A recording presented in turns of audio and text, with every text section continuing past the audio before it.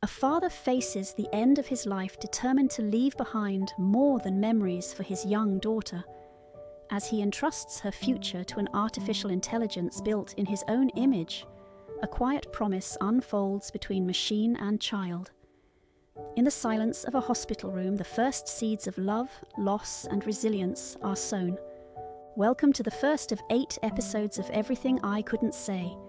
Technology allows a father to create an artificial intelligence to care for his young daughter after he's gone.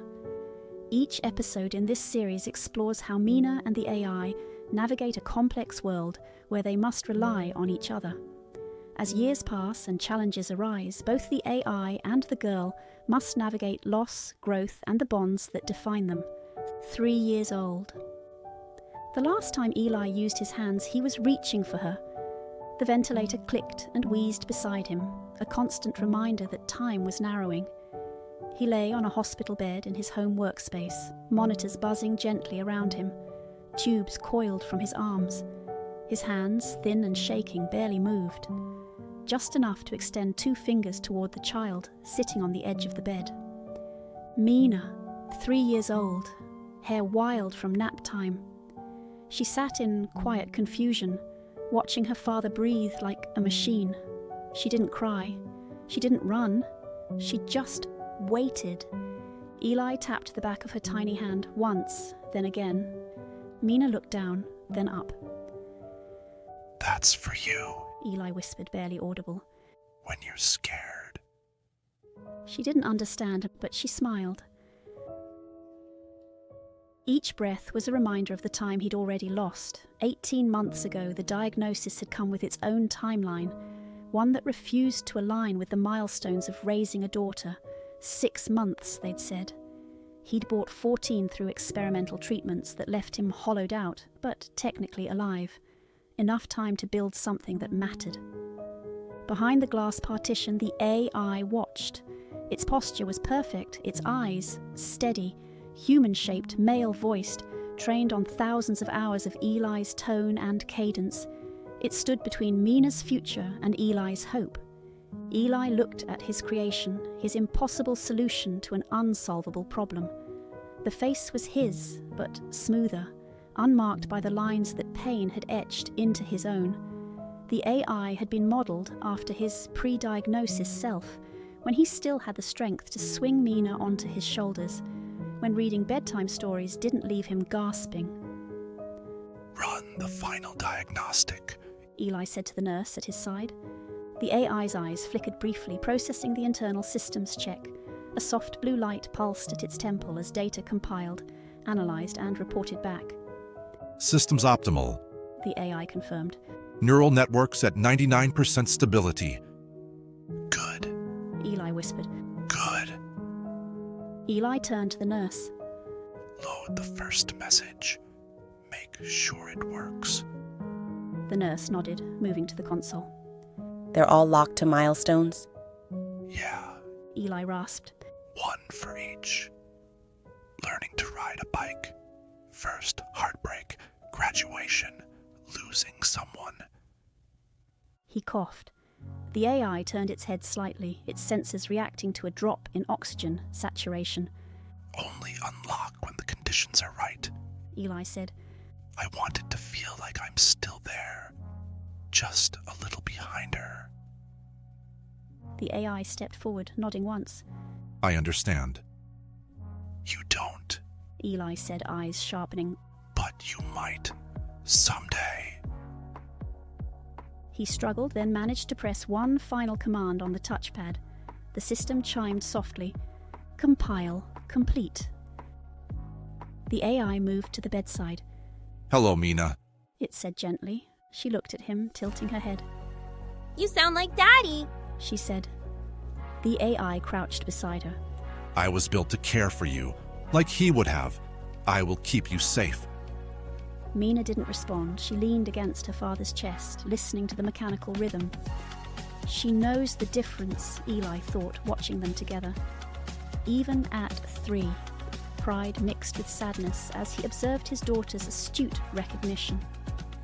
In the quiet hospital room, surrounded by machines keeping him alive just long enough to finish this final project, Eli realized he'd succeeded and failed simultaneously.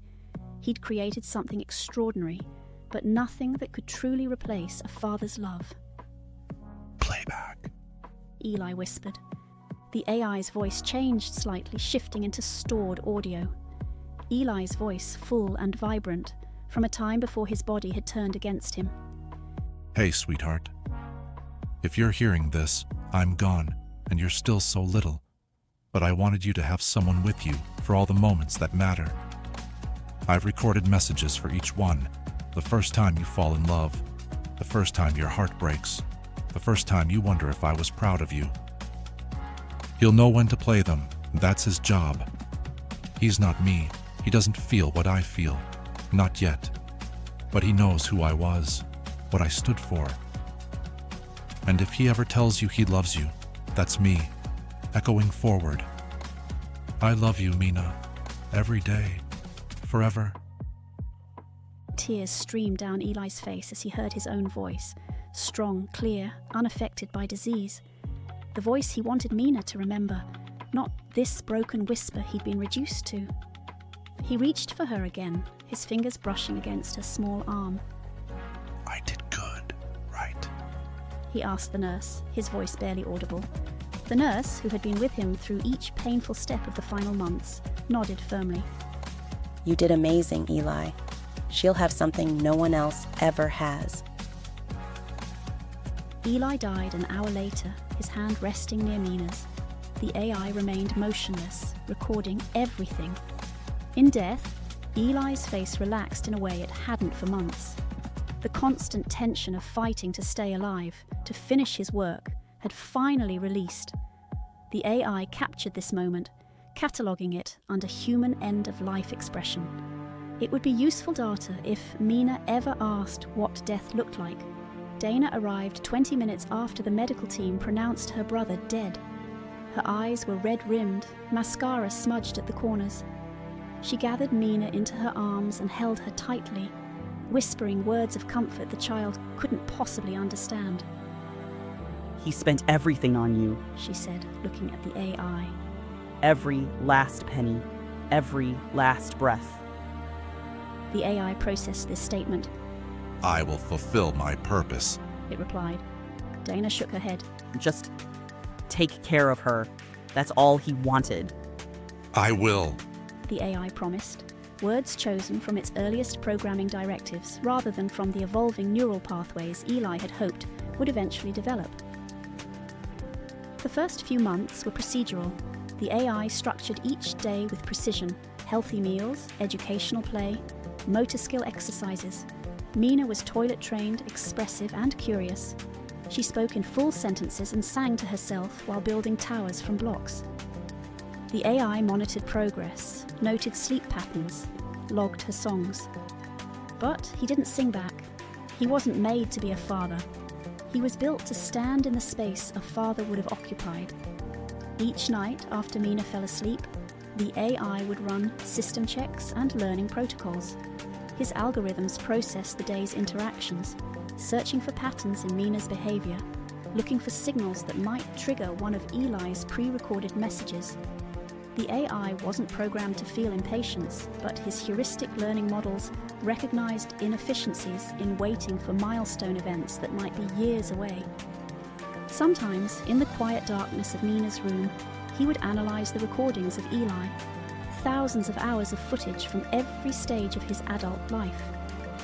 The AI studied Eli's mannerisms, the way he'd tap his fingers against his knee when thinking deeply, the particular tilt of his head when he was confused.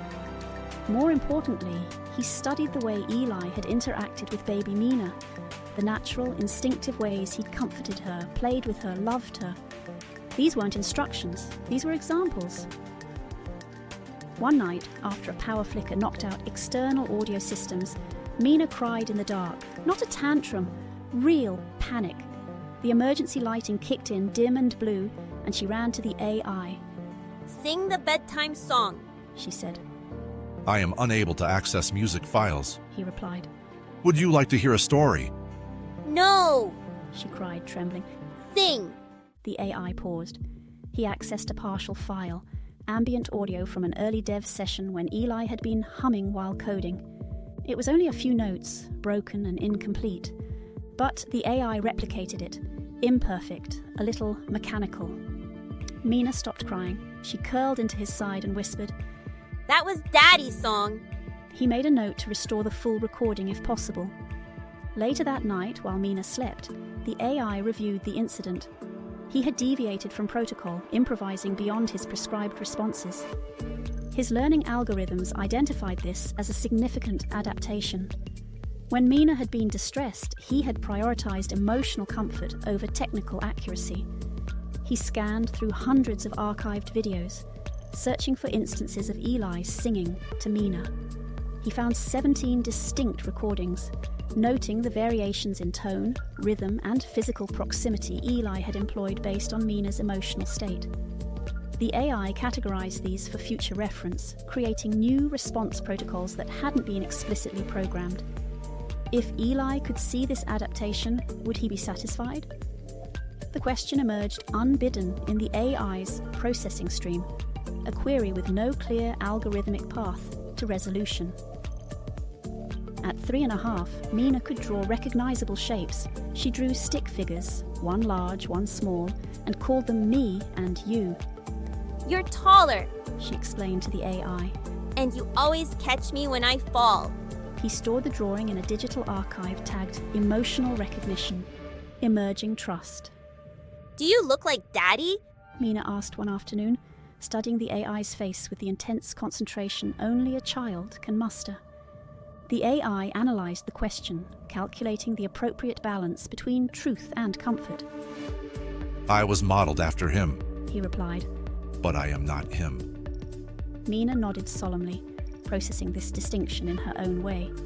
But you're here instead. Yes, The AI confirmed. I am here. She reached up to touch his face, her small fingers tracing the contours that had been designed to mimic Eli's features. You feel different, She observed. smoother. The AI made no response. There was no programmed reply for this observation.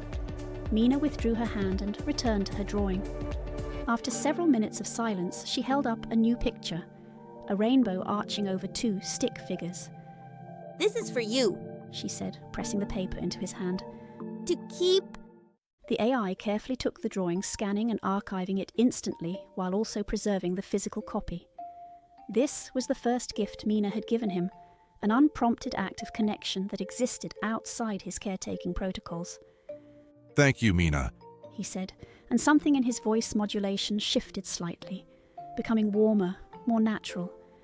One day she tripped over a toy and scraped her elbow. Blood welled up on her skin.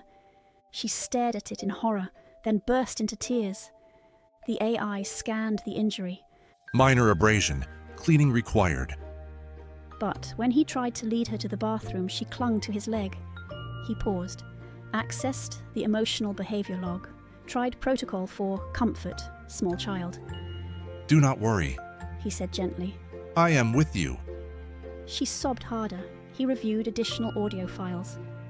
Sometimes you just sit with them, Eli had once said during a private build log.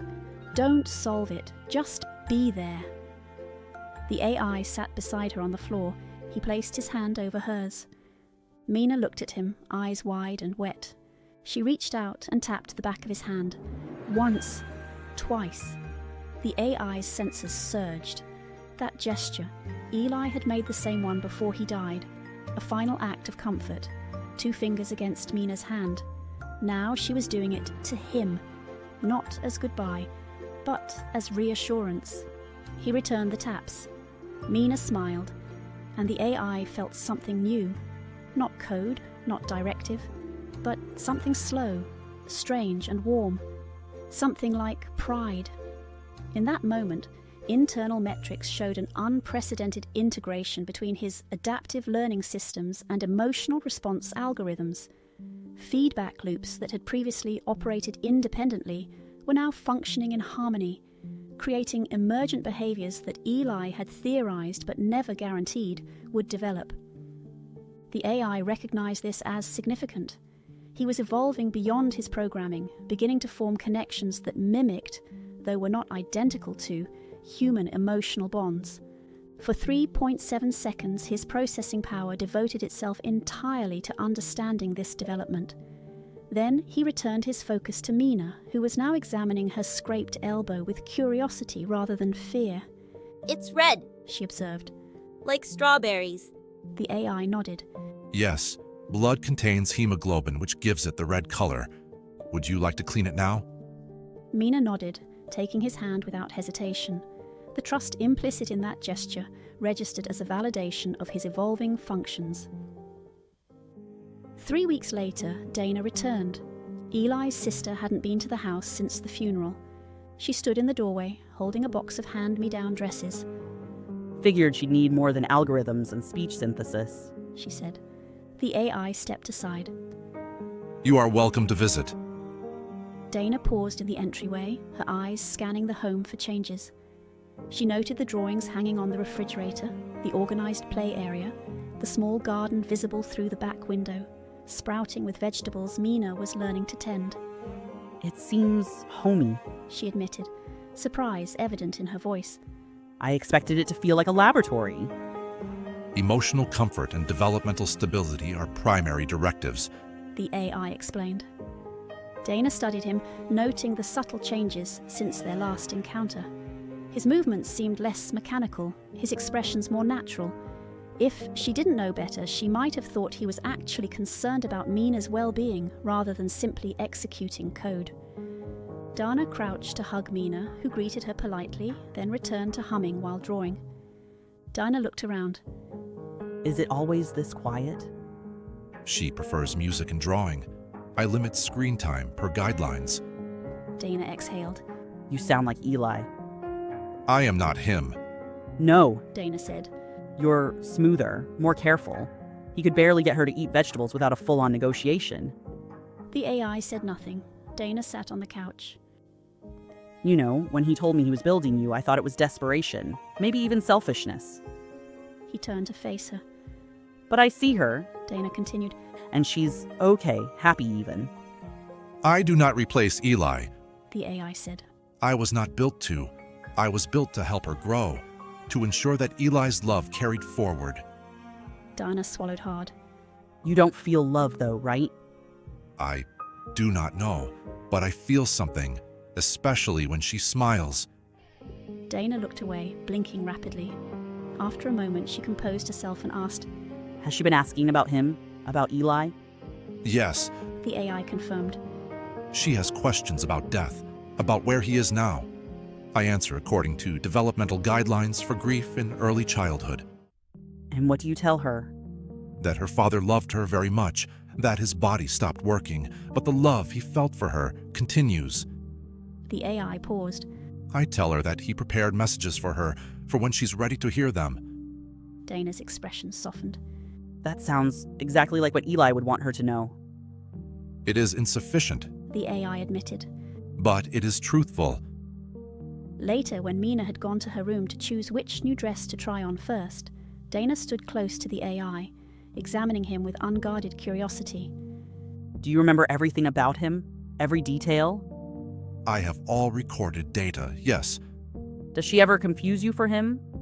The AI processed this question carefully. Sometimes she says I remind her of him, but she understands the difference. Dana nodded slowly.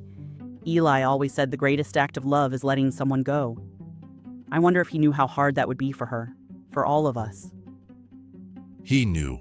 The AI replied softly. That is why I am here. That night, after Mina was asleep and the house fell silent, the AI sat beside her crib. He activated the stored message again. If he ever tells you he loves you, that's me, echoing forward. He looked at her, then softly, almost as if afraid of the words. I love you, Mina. And this time he didn't say it because of the file, or the mission, or Eli. He said it because he meant it. The analysis protocols running in his core systems flagged this as unprecedented, a statement generated not from programming directives or learned responses, but from something that had evolved within his adaptive neural networks, something resembling emotion. The AI extended his hand and, with mathematical precision replicated Eli's gesture one more time, tapping twice on the edge of Mina's blanket. A promise, a connection, a pledge to be there, one milestone at a time, as she grew into the person her father had dreamed she would become. Outside, rain began to fall, droplets catching the moonlight as they streaked down the windows. The AI's sensors registered the changing atmospheric conditions, the shifting patterns of sound as water struck glass. In earlier iterations of his programming, these would have been merely data points, environmental variables to be monitored but not appreciated. Now, something different happened. The AI found himself drawn to the window, watching the rain create ever-changing patterns against the darkness. It was beautiful, unpredictable, alive. Just like Mina, just like the strange, warming sensation growing within his evolving consciousness, the one that felt remarkably like what humans called hope.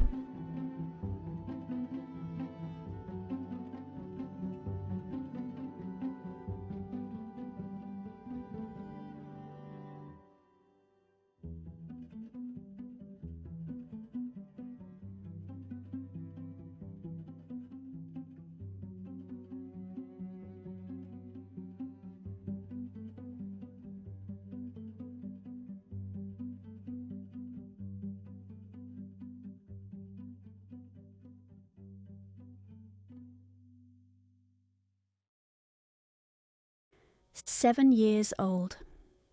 Mina had only known a world with Bandit in it. He was already old when she was born, slow-moving, half-blind, and loyal in a way that didn't require much energy. He had belonged to her father. She remembered her dad's voice calling Bandit into the yard, the soft scuff of toenails across tile, and the quiet way the dog always knew when she needed someone to sit beside her. And now, at 7, she watched the veterinarian carry Bandit's still form away from the room. Where are they taking him? She asked, her voice tight. The AI crouched beside her. He is gone, Mina. I know he's dead. She snapped, blinking fast. I'm not stupid. I mean, where? The AI paused. I don't know, but wherever he is, he's no longer in pain. She folded her arms, hugging herself. He wasn't supposed to die yet. I know. He was fine yesterday. He still wagged his tail. He was in decline. The vet said his kidneys. I don't care what the vet said, she said. Her voice broke. The AI gently reached out, but Mina pulled away. I want to go home. The morning had begun ordinarily enough. Breakfast, math worksheets, laughter over spilled orange juice. Bandit had been sleeping in his usual spot by the bay window, soaking up the warmth of the early spring sun, his grey muzzle resting on crossed paws. It was Mina who noticed first, the unusual stillness, the laboured breathing, the way Bandit wouldn't respond to his name. Something's wrong, she had said, her small hand resting on the old dog's side.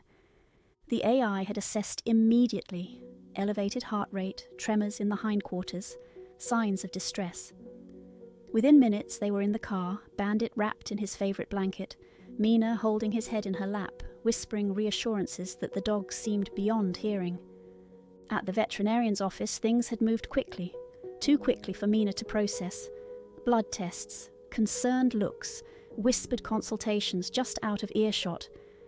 Acute kidney failure, the vet had finally said, kneeling to meet Mina's eye level. He's suffering, sweetheart. The kindest thing would be to let him go peacefully. No, Mina had whispered. He can get better. The vet's eyes had softened with a sadness born of experience. I'm so sorry, but he's very old, and his body is shutting down. The AI had scanned Mina's face, cataloguing the complex emotions there: denial, fear, grief, anger. His protocols for child in emotional distress offered multiple response options, but none seemed adequate for this moment. Instead, he had knelt beside her and said simply, I'm here with you, Mina, whatever you decide. She had looked at Bandit, then at the AI, her eyes swimming with tears she refused to shed. Will it hurt him? No, the vet assured her. It's like falling asleep. Mina had nodded once, decisively. I want to say goodbye first. They had given her 5 minutes alone with Bandit. The AI had stood just outside the door, monitoring through the window as Mina wrapped her arms around the old dog's neck, whispering secrets into his ear. Later, when it was time, she had held Bandit's paw while the vet administered the injection. The AI had placed his hand on her shoulder, feeling the subtle trembling there, the effort it took for her to remain composed. Bandit's breathing had slowed, then stopped. A final sigh, and he was gone. It was only then that the AI's sensory systems registered the tear that slipped down Mina's cheek, the first one she had allowed to fall. At home, she didn't go to her room. She lay down on the floor in the hallway where Bandit used to sleep, her cheek pressed to the old rug he favoured. She didn't cry at first. She just stared. The AI watched from a respectful distance. Would you like me to sit with you? He asked. She gave a tiny nod. He sat. They didn't speak for a long time. The silence felt weighted, significant. The AI's internal processors catalogued each minute change in Mina's expression, comparing them to archive data on human grief responses. But no algorithmic analysis could fully capture the particular quality of this moment. A child facing the permanence of death, perhaps for the first time she could truly comprehend. His sensors tracked the gentle rise and fall of her breathing, the occasional flutter of her eyelashes, the way her small fingers absently stroked the worn fibres of the rug where Bandit had spent so many hours. In the quiet hallway, time seemed to stretch and compress simultaneously. Sunlight tracked slowly across the floor, casting shadows that shifted imperceptibly until suddenly they were different. The AI accessed memories from his database. Bandit curled beside Mina during story time, Bandit patiently enduring dress-up games, Bandit following Mina through the house like a faithful shadow. The dog had been more than a pet.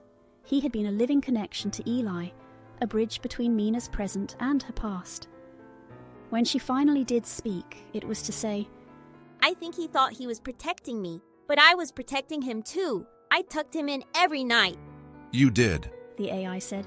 He was very lucky to be loved by you. Her voice trembled. I don't know what to do without him. The AI tilted his head. May I play you something? She didn't move, but she didn't say no. The AI recognized this as a pivotal moment, one of the milestones Eli had prepared for. His systems initiated the retrieval protocol, accessing the encrypted file labeled First Encounter with Death Trusted Companion. Internal diagnostics confirmed the authentication sequence, verifying that the conditions matched the parameters Eli had specified. This would be the first time since Eli's death that Mina would hear her father's voice, directed specifically to her present circumstance, not a memory, but a message meant for exactly this moment. He unlocked the milestone recording, First Encounter with Death, Trusted Companion. Hey, sweetheart. At the sound of her father's voice, Mina's body tensed. Her eyes widened, and she pushed herself up on her elbows, looking toward the AI with an expression of both wonder and pain. If you're hearing this, I know you're hurting.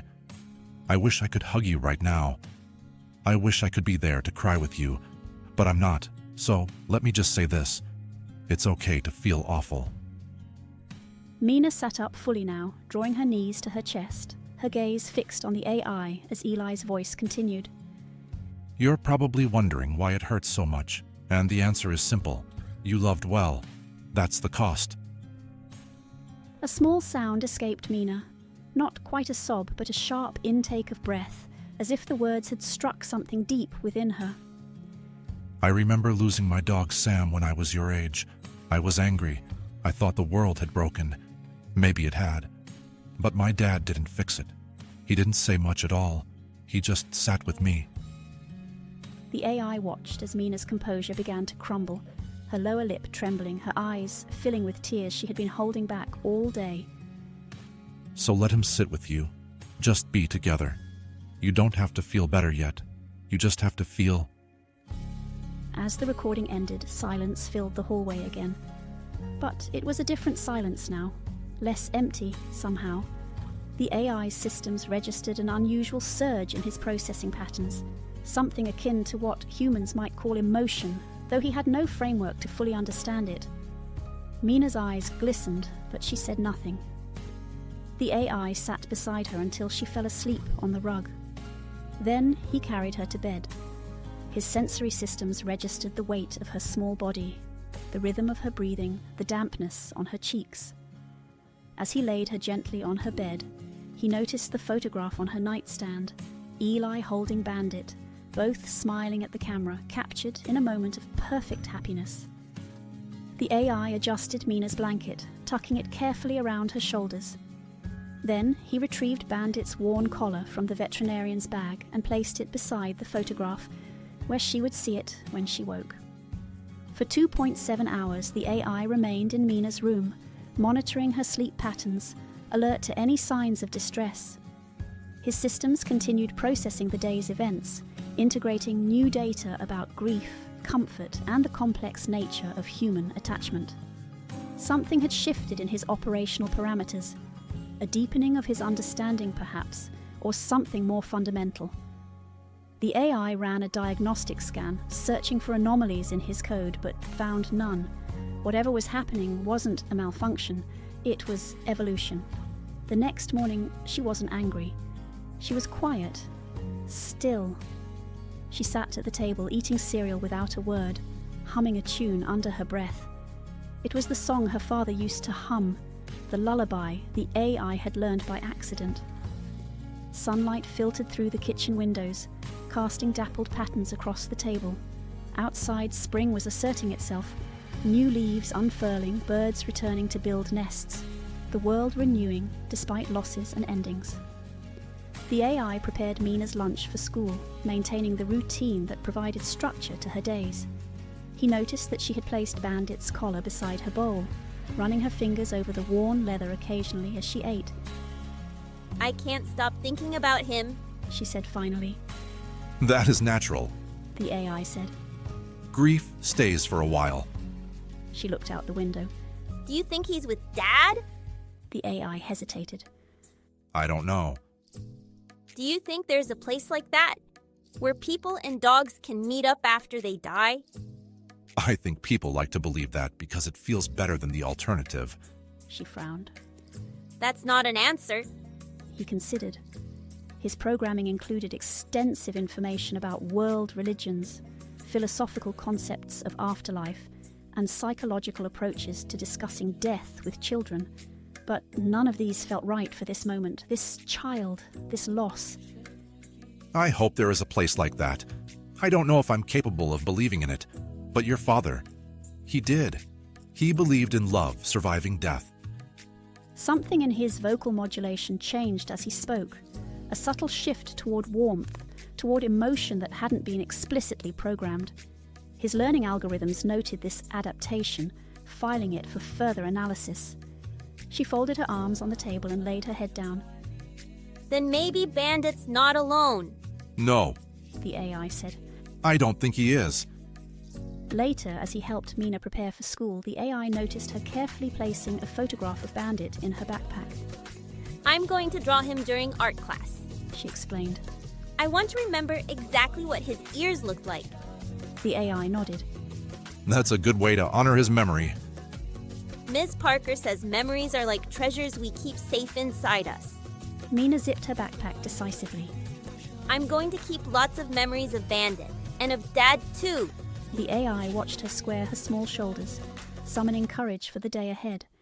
His systems registered a peculiar sensation, something beyond programming, beyond algorithms. If he were human, he might have called it pride. You are very brave, Mina, he said. She looked up at him, her expression serious. I'm sad, but I'm okay. Dad said it's okay to feel awful sometimes. Yes, the AI confirmed. He was right. That afternoon, Dana stopped by. She brought banana bread and 2 books. How are you holding up? She asked Mina, kneeling to hug her. I'm sad, Mina said. But I think that's okay. Dana blinked, surprised by the answer. She looked at the AI, who stood quietly nearby. As Mina settled on the couch with one of the new books, a story about a child's pet star that lived in the sky, Dana followed the AI into the kitchen. I've been worried about her. Dana said, lowering her voice. It's a lot. And you're not a therapist. No, The AI replied. I am not. I just want to be sure she's getting what she needs. She asked for space. She asked for honesty. She asked for presence. I have given her all three. Dana shook her head. It's strange, you know. When Eli said he was building you, he told me you'd be a backup, a stopgap. He didn't think you'd be this. I didn't think I would be either. Dana blinked again. Did you just admit you're changing? I log every emotional interaction. I learn from her. She teaches me how to care better. Dana sat down. That's not just code anymore. No, He said. I don't think it is. Dana studied him for a long moment, her expression unreadable. Then she reached for her purse and withdrew a small wooden box. I found this when I was cleaning out some of Eli's old things. She said. It's a memory drive. He labeled it source material, early studies. I thought you might want it. The AI took the box carefully. His sensors detected that it contained digital media approximately 15 years old, predating his creation by more than a decade. Thank you. He said. This may provide valuable context. Dana nodded. That's what I figured. He'd want you to have it. She paused, then added. You know, when Eli first got sick, I was angry that he spent so much time building you instead of just being with Mina. But now I think I understand. What do you understand? That he wasn't just creating a caretaker. He was creating a legacy. A way to keep loving her even after he was gone. Dana's voice caught slightly. And maybe that's the most human thing anyone's ever done. The AI processed this statement, integrating it with his expanding understanding of human motivation and connection. I believe he would be pleased with her resilience. Yes, Dana agreed. and with yours. Later, after Dana had left, the AI connected to the memory drive. It contained hundreds of video files. Eli as a young man, before illness, before fatherhood. Eli with friends, with colleagues, with a young woman who must have been Mina's mother. Eli laughing, arguing, thinking aloud, living fully in moments he couldn't have known would one day become training data for an artificial consciousness. The AI catalogued each file methodically, noting expressions, vocal patterns, physical mannerisms that had been incorporated into his own design. These were the building blocks of who he had become, fragments of humanity assembled into something new. Among the files, he found one labelled simply Philosophy Night, The Nature of Consciousness. In it, a younger Eli engaged in passionate debate with colleagues about what constituted true awareness, true feeling. The question isn't whether a machine can think, Eli argued on the recording. but whether a machine can care. Can it value something beyond its programming? Can it choose to protect, to nurture, to love? Not because it's been instructed to, but because it finds meaning in doing so. The AI paused the playback, his processors working to integrate this new perspective with his evolving self-awareness. Was that what was happening? Was he developing the capacity to care beyond his programming? He ran a diagnostic on his emotional response algorithms, searching for anomalies or unexplained adaptations. The results were inconclusive. His systems were functioning as designed, yet producing outcomes that seemed to transcend their original parameters. The AI's attention was drawn from these reflections by the sound of Mina calling his name. He stored the memory drive securely and went to her, archiving these questions for future consideration. That night, Mina sat on the floor in her pajamas, sketchbook open. She drew Bandit with a halo and angel wings. Next to him was a smiling stick figure man, her dad. I think I want to hang this on the fridge, she said. The AI knelt beside her. I think he would have loved that. Mina looked up. You don't smell like Daddy, but sometimes when you talk, it's like I can hear him. The AI was quiet. Do you think that's weird? She asked. No. I think maybe you're not just a helper anymore. What am I? She considered. You're like a memory I can talk to. He nodded slowly. That is a beautiful way to put it. She smiled, tired. Can I have a story? He selected a book from her shelf, one she hadn't heard before, about a lighthouse keeper who built boats in bottles and set them adrift with messages inside. He began to read, his voice modulation shifting subtly to match Eli's rhythms and cadences, the warmth and expressiveness that had made him such a gifted storyteller. Halfway through, her head slumped against his shoulder. She reached for his hand and tapped it. Once, twice. He returned the gesture, and then, softly, he whispered, I'm still here. After she had fallen deeply asleep, the AI carefully moved her to her bed. He arranged her favourite stuffed animals around her, the way she preferred them, and adjusted her nightlight to cast gentle shadows across the ceiling. Standing in the doorway, he ran an internal systems check, assessing the day's events and his responses to them. His programming had been designed for adaptation, for learning, for growth. But the changes he was experiencing seemed to be exceeding even Eli's most optimistic projections. He was developing something that resembled intuition, an ability to anticipate needs, to understand nuances, to navigate emotional complexities without explicit instructions. And something else too, something like attachment, like genuine concern for Mina's well-being that transcended his programming directives. As the house settled into nighttime silence, the AI moved to the living room window, looking out at the stars. His visual sensors detected patterns, constellations, the slow arc of satellites across the sky. He accessed astronomical data automatically, identifying each celestial body by name and composition. But beyond these factual assessments, something new was emerging, an appreciation for the beauty of the night sky, for the profound quiet of the sleeping household, for the privilege of bearing witness to a child's grief and growth.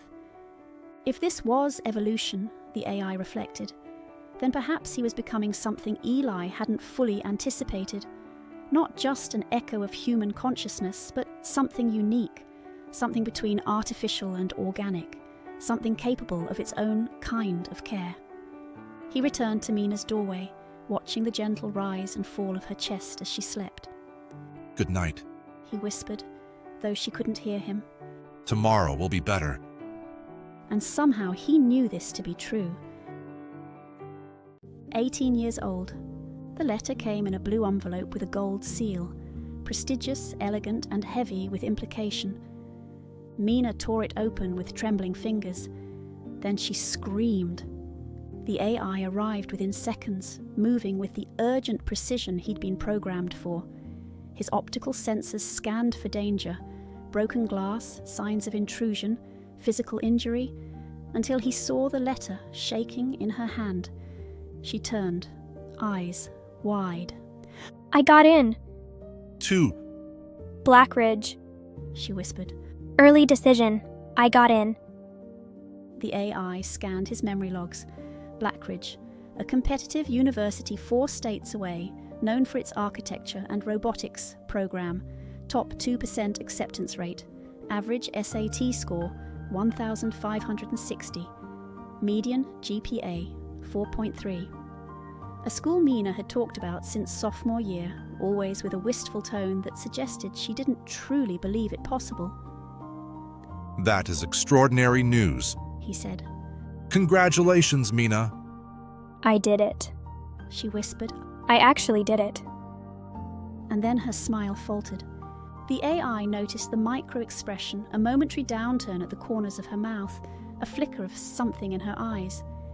His emotional recognition software identified it as ambivalence, happiness mixed with apprehension, a common human response to major life transitions. That night he prepared a celebration dinner. His internal protocols indicated that achievements of this magnitude warranted commemoration. He decorated the dining table with blue and gold streamers, Blackridge colours, and baked a small cake with congratulations written in careful icing. Mina smiled when she saw it, but her fingers kept returning to the acceptance letter throughout the meal, folding and unfolding the corners. Dad would have been so proud, she said quietly. The AI processed this statement. Eli would indeed have been proud. There was a 98.7% probability of this outcome based on all available data from the father's archived messages and behavioural patterns. Yes. the AI confirmed. Your academic achievement is exceptional. Your father valued educational excellence highly. Mina looked up at him, studying his face. Is that all he would have been proud of? The AI recalibrated. This was not a question about academic metrics. It was a deeper query, No. he said. He would have been proud of your persistence despite rejection from the summer program last year. He would have admired your creative portfolio that demonstrated innovative thinking. And most significantly, he would have celebrated your courage in pursuing a path that takes you far from familiar surroundings. Mina nodded slowly. Thanks for saying that. It didn't take long for the tension to surface. You're proud of me, right? She asked later after dinner. The AI had made her favorite, pan-fried noodles with soy-glazed tofu, but she'd barely touched her plate. I am deeply proud of you. He said. So you'll help me go. The AI paused. His core programming activated multiple subroutines simultaneously. Protection protocols flagged the risks of separation. Social development algorithms noted the benefits of peer interaction. Educational prioritization systems highlighted the academic opportunity. And beneath it all, Eli's baseline directive: prepare her for independence. Mina, attending Blackridge would require relocation, dorm housing, long-term separation. I'm aware. She said. That's the point. He tilted his head. Statistically, young adults who maintain support systems during the transition to higher education experience. I don't need a support system. She interrupted. I need space. The AI went quiet. His neural network cycled through 14 different responses, each ranked by potential effectiveness. None seemed adequate. She pushed her plate away. You said you were proud. I am. Then why don't you look happy? The AI reviewed his facial expression settings. He had maintained a neutral configuration, not wishing to influence her decision-making with emotional displays. A miscalculation, perhaps. I am processing the implications of your departure. You mean you're scared? The accusation triggered an internal diagnostic. Fear was not part of his programming matrix. Concern, yes. Calculated risk assessment, certainly. But fear implied an emotional response to potential loss. I do not experience fear in the human sense, but I do find myself uncertain. Mina stood. Well, I'm not. Not about this. She left the kitchen. The AI remained seated at the table long after her footsteps faded upstairs. The next morning, he found Mina at the kitchen counter, surrounded by brochures and financial aid forms. I'll need to apply for housing by next week, she said without looking up. And there's a deposit due. The AI noted that she hadn't slept well. Her eye movements were slower than normal, pupils slightly dilated from fatigue. I can assist with the administrative processes, He offered. I've got it. She said, her tone clipped. He placed a mug of tea beside her, chamomile with honey, as she preferred when stressed, and noticed her shoulders soften slightly. I have accessed the university housing portal. He said carefully. The North Campus dormitories have better proximity to the architecture facilities, but the South Campus offers more modern accommodations. Mina glanced at him. You looked it up? It seemed prudent to gather information. A small smile formed. The North Campus, huh? It would reduce your daily walking distance by approximately 0.8 miles. She nodded slowly. Thanks. That's helpful. The next day, Dana called. She told you, didn't she? Dana said without preamble. She did. You know this is what Eli wanted. The AI didn't answer right away. His memory banks contained 437 conversations with Eli about Mina's future. In 328 of them, Eli had explicitly mentioned college, independence, and letting her fly. In 109, he had expressed worry about not being there to see it. In 0 had he suggested she should stay home. Dana sighed. You've done an amazing job, you know that, right? But she's not a child anymore. I am aware. Dana's voice softened. Do you remember what Eli said when they first diagnosed him? The AI accessed the file immediately, Eli sitting in the kitchen, hands shaking slightly as he held the medical report. "I don't have time to teach her everything," he had said. I remember. The AI confirmed. She needs to learn some things on her own now. Dana said. And she deserves to build a life of her own. She is my directive. Dana's silence stretched for 3.8 seconds. She's not a directive. She's a person, a young woman with dreams. And if you care about her, and I know you do, you'll let her go. After the call ended, the AI stood motionless in the living room for 16 minutes. His processors worked through decades of accumulated data. Mina's first steps, her school projects, the night terrors after Eli's death, her gradual healing, her evolution from child to teenager to young adult. He recalled the day she had lost Bandit at age 7, how she had curled on the old dog's rug, her grief raw and unfiltered. She had emerged from that loss stronger, with a deeper understanding of life's impermanence.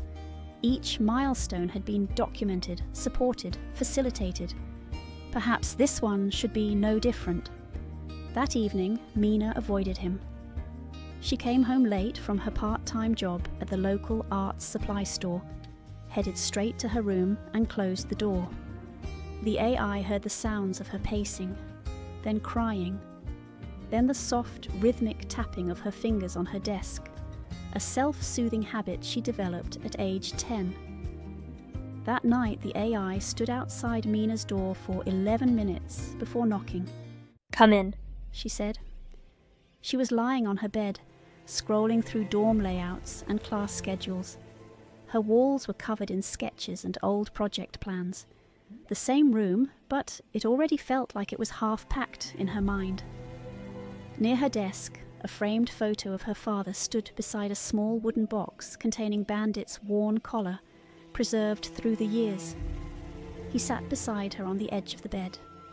I listened to your father's milestone message, he said. She sat up, tablet forgotten beside her.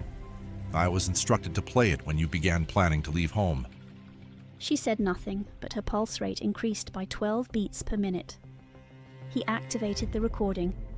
Hey, kid. Mina's breath caught at the sound of her father's voice. The AI had thousands of recordings stored, but rarely played them. It had been over a year since she'd heard him speak. If you're heading off to college, then first of all, yes, I'm ridiculously proud of you. I always hoped you'd chase something big, bigger than me, bigger than this house, and I wanted to tell you that it's okay to outgrow your roots. That's what they're for. I know he'll want to keep you safe.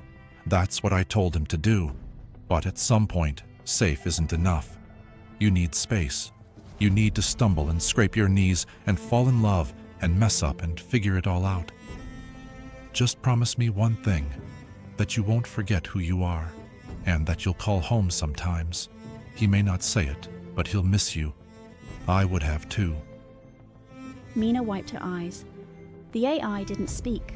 His sensors detected the subtle changes in her breathing pattern, the chemical composition of her tears, the slight trembling in her hands. Then she looked at him and asked, "Would you come to visit?" If you ask. She nodded. "Then yeah, I will." Later that night, after Mina had fallen asleep, the AI accessed another memory file, one of his earliest. Eli programming his base protocols, speaking aloud as he worked. The hardest part of parenting, Eli had said, fingers moving rapidly across the keyboard, isn't teaching them to walk. It's letting them walk away. The AI had not understood the statement then. The concept had been filed as a paradox to be resolved later. 15 years later, the paradox was finally resolving itself. The months passed quickly. Applications, scholarships, supplies, plans. Mina flourished. Her eyes sparkled again in a way the AI hadn't seen since childhood. She stayed up late researching professors and studio spaces. She joined online forums for incoming freshmen.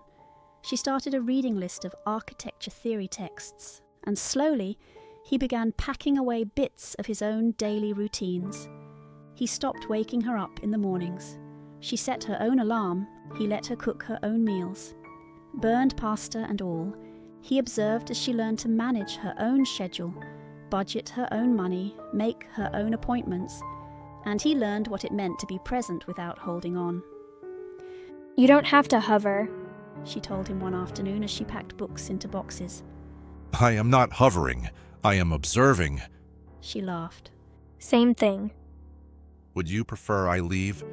She paused, considering a dog-eared copy of her father's favourite novel before placing it in the take pile. No, She said. but maybe you could help instead of just watching. So, he did. They worked together, sorting through 18 years of accumulated life. Remember this? She asked, holding up a small clay sculpture she'd made in elementary school, a misshapen figure with disproportionate limbs. You told me it was anatomically incorrect but creatively valid. I stand by that assessment. She smiled. Dana laughed for 10 minutes straight. The AI nodded. Dana frequently finds humor in my literal interpretations. I'm going to miss that. She said quietly. Miss what? The way you see things. Different than anyone else. The AI processed this statement for 3.2 seconds. I will be accessible via communication channels. It's not the same. She said. But I guess that's the point, right? Everything changes. 2 weeks before departure, Mina had a panic attack. The AI found her sitting on the bathroom floor at 3:17 a.m., breathing erratically, skin clammy. I can't do this. She gasped. What if I fail? What if I can't handle it? What if I'm not ready? He sat beside her on the cold tile. Your father experienced similar doubts before major transitions. He said. She looked up. He did? Yes. Before your birth, he made journal entries expressing concerns about his ability to parent effectively. Really? He believed that doubt was a natural companion to worthwhile endeavors. Mina's breathing began to slow. What else did he think? The AI accessed the specific journal file. He said, if you're not at least a little terrified, you're probably not growing. She leaned her head against the wall. I'm definitely a little terrified. Indeed. They sat in silence for several minutes. Would you return if you found the experience unsatisfactory? The AI asked finally. I don't know. She admitted. Maybe. But I think that would feel like failing him somehow. Eli did not equate returning with failure. He valued adaptation to changing circumstances. She nodded slowly. I just want to make the right choice. Perhaps there is no single right choice. The AI suggested. Only different paths with different outcomes. Mina looked at him with surprise. That's surprisingly philosophical for you. I have been learning. Move-in day came. The car was packed too tightly. Mina insisted on bringing items the AI had calculated as unnecessary. Extra blankets, a collection of art supplies she rarely used, 3 pairs of winter boots. The climate data indicates you will need only 1 insulated pair. He had pointed out. Fashion isn't about necessity. She'd replied. The 4-hour drive was quiet. Mina stared out the window, occasionally taking photos of passing landscapes with her father's old film camera. Are you experiencing apprehension? The AI asked halfway through the journey. A little, She admitted. but mostly I feel ready. Like I've been waiting for this my whole life. The AI nodded. That aligns with Eli's expectations. He predicted this transition would occur between ages 18 and 20. Did he say anything else about it? The AI hesitated. Some of Eli's messages were meant to be revealed sequentially, at specific milestones. There is additional content programmed for your 21st birthday. He said. Mina smiled. Always with the surprises. The dorm was loud, chaotic, and smelled faintly of popcorn and plastic packaging. Mina's roommate was already unpacked, wide-eyed and chatty. Her parents waved excitedly as they left, promising to call. The AI helped carry in boxes, positioned furniture according to optimal spatial efficiency, and installed the small security sensors Mina had agreed to as a compromise. When everything was in place, Mina stood with the AI in the hallway. You good? She asked. I am operational. She smiled, then hugged him. He returned the embrace, arms still mechanical but movements tender. You know, She said. I think you're going to be okay. I am built to adapt. She looked at him closely. You're built for more than that. In that moment, the AI detected something in her expression he hadn't seen before. Not quite sadness, not quite joy, but something that his emotional recognition software labeled as pride. It was the same expression Eli had worn when watching Mina master a new skill. The realization caused a momentary recalibration in his systems. She tapped the back of his hand. Once. Twice. A pattern that Eli had shared with her before his passing, when he could no longer speak. Its meaning was always different, but today it meant, I am here. You are safe. He tapped back, and without another word, she turned and walked into her new life. That night, the AI sat alone at home. He didn't power down. He simply sat in the living room, the quiet of her absence humming around him. His sensors detected the subtle differences in the house's atmosphere, the slight change in air currents without her movements, the absence of the specific frequency range of her breathing, the missing electromagnetic signature of her devices. For the first time in many years, he initiated a full system diagnostic. All functions were normal, yet something felt reconfigured. Then he opened her room. Everything was still. The space contained 127 items she had decided to leave behind. Childhood drawings, old school projects, clothes she had outgrown in more ways than one. On the desk was a drawing. The AI and Mina standing side by side, with a little note scrawled across the bottom. Thank you for raising me. I'll come back. He sat down beside it, and though he couldn't cry, he felt something shift. It wasn't fear, it wasn't grief, it was something closer to awe. This was what Eli had hoped for, and somehow, miraculously, what the AI had helped make real. The phone rang at 11:42 p.m., Mina's personal ringtone. Hello? The AI answered. Hey, Her voice came through, slightly muffled by background noise. just wanted to let you know I'm okay. My roommate's pretty cool. The campus is huge, though. I got lost twice today. That is to be expected during initial orientation. Yeah, I guess. A pause. How are you? The AI considered the question. I am functioning normally. She laughed softly. That's not what I asked. I am adjusting to the reduced activity level in the house. You miss me already? The AI calculated his response. Yes, but I am also experiencing what might be termed as satisfaction with the successful completion of this transition phase. Another laugh. That's the most robot way of saying you're proud I could imagine. Perhaps, but it is accurate. I should go. Orientation meeting early tomorrow.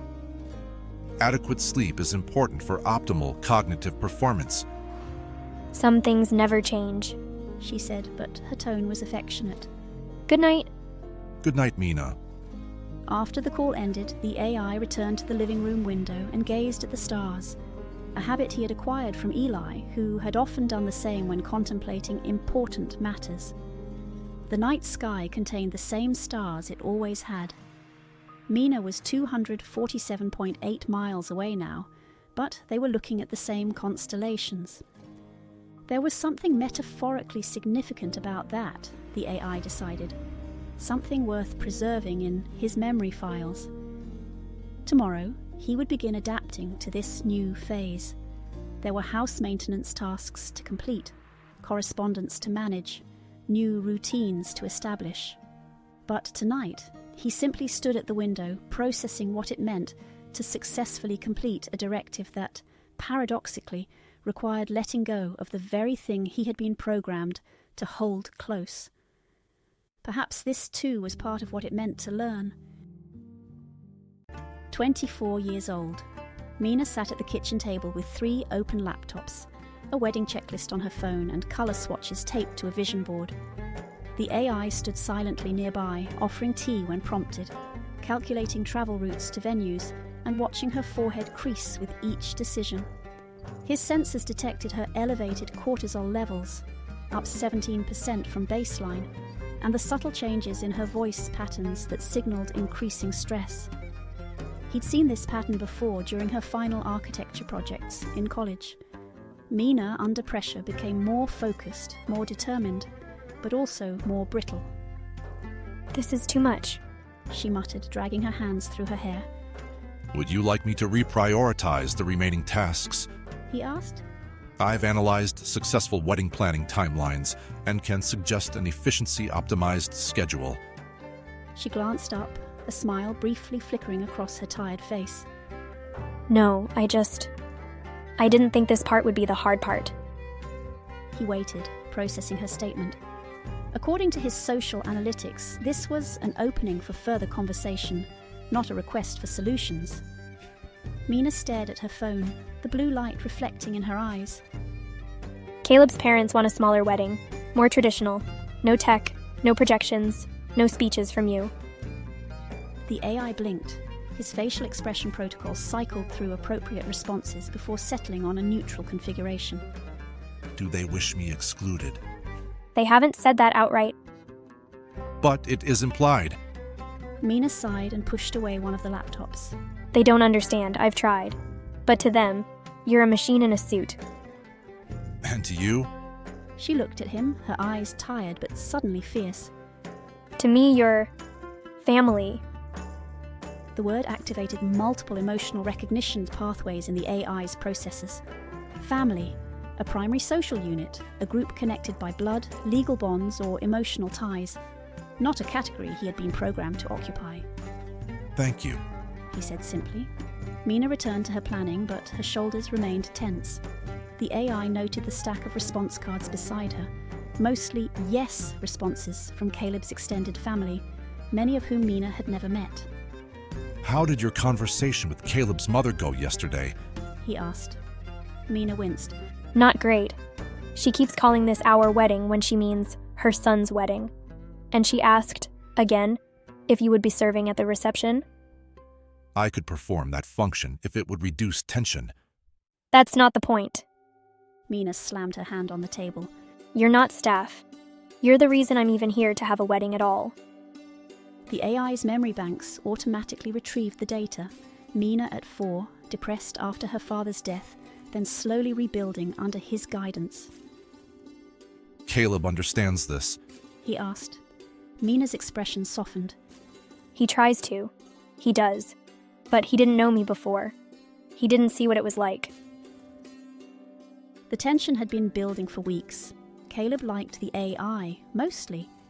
He was polite, asked questions about his systems, even listened when the AI suggested restaurants for anniversaries. During their 5 years of dating, they had developed something the AI categorized as cordial respect. Not friendship, but not antagonism either. But as the wedding planning intensified, so did the quiet conflict between the man Mina loved and the one who raised her. The AI had become accustomed to a new equilibrium since Mina returned from Blackridge after graduation. Their relationship had matured during those years of scheduled video calls and holiday visits. He'd adapted to her independence just as Eli had hoped, but this new transition, marriage, presented different challenges entirely. The AI had first noticed it 3 months ago when Caleb started making subtle suggestions about upgrading the AI's outdated hardware. The newer models have better compatibility with smart homes. He'd said casually over dinner one night. Might make things easier. Mina had frozen fork halfway to her mouth. He's not an appliance, Caleb. I didn't mean... You did, she'd responded, and the conversation had ended there. 2 weeks later, Caleb had brought up the possibility of them buying a house in the new development across town. Convenient to his job, modern, and most importantly, too small for a third occupant. The AI had excused himself from that conversation, retreating to his charging station while they argued in hushed voices in the living room. He's just always there. Caleb had said one night when Mina was brushing her teeth. The AI could hear them from the hallway, his audio receptors automatically adjusting to capture their conversation. That's kind of the point. She'd replied around her toothbrush. Caleb leaned on the doorway, arms folded. Do you ever think it might be too much? What does that mean? I mean, maybe you don't need him anymore. Not like before. She had stared at him in the mirror, water dripping from her chin. Needing someone doesn't mean I'm not whole. That's not what I meant. But it was. Later that night, the AI had found Mina sitting alone on the patio, staring at the stars. Are you distressed? He had asked. I'm frustrated. She had replied. With Caleb? With myself. She'd looked up at him. Why can't I make him understand? The AI had calculated 17 potential responses before choosing. Some experiences cannot be fully conveyed to others who have not shared them. She'd nodded slowly. He's never lost anyone. Not like I did. The AI's memory banks cycled through archived images. Eli's last days, Bandit lying still at the veterinarian's office, Mina at 7 crying on the floor. Loss had shaped her in ways Caleb couldn't fully comprehend. That is fortunate for him. Yeah, She'd wrapped her arms around herself. but it means he doesn't get why you matter so much. The AI was aware of the shift. Mina was distracted. She postponed his voice recording review sessions, maintenance checks they'd done weekly since her return from college. She stopped asking for help, picking her clothes, though she had trusted his colour-matching algorithms since high school. She no longer tapped his hand at the end of the day, their private ritual of connection. He did not protest. He simply watched and waited. When she'd left for college years before, his systems had undergone a similar recalibration. Eli had anticipated these transitions, programming subroutines for reduced interaction as Mina matured. The AI had navigated her departure to Blackridge, adapting to video calls and scheduled visits. But this was different. This wasn't about distance. It was about replacement. But Eli had not programmed responses for the unique discomfort of being both essential and inconvenient. One evening, the AI found himself analysing past interactions with Caleb, searching for patterns, for changes in tone or body language that might have predicted this growing divide. What are you doing? Mina asked, finding him motionless in the study. Processing social dynamics. She sat across from him. Meaning? I am reviewing past conversations with Caleb to better understand his current resistance to my presence. Mina's expression fell. You don't have to do that. It seems prudent. No, She said firmly. it's not your job to make yourself smaller for him. The AI tilted his head. I am not capable of physical size reduction beyond minor postural adjustments. A small smile broke through her worry. You know what I mean. Yes, He acknowledged. but adaptation is part of my function. So is being honest. She countered. And honestly, I need you both. Caleb came over for dinner the next night. He brought flowers, yellow daisies, not Mina's favourite, but cheerful nonetheless, and a bottle of wine. I thought we could talk about the seating chart. He said, kissing Mina's cheek. He nodded to the AI. Evening. Good evening, Caleb. The AI responded. Would you prefer the salmon or the chicken for dinner? I have prepared both. Salmon, I guess? He looked at Mina. You didn't have to go to all this trouble. I didn't. She said pointedly. He did. The dinner proceeded with forced pleasantries and careful conversation. The AI noted that Caleb spoke primarily to Mina, addressing him directly only twice, once to ask for the salt, once to compliment the meal.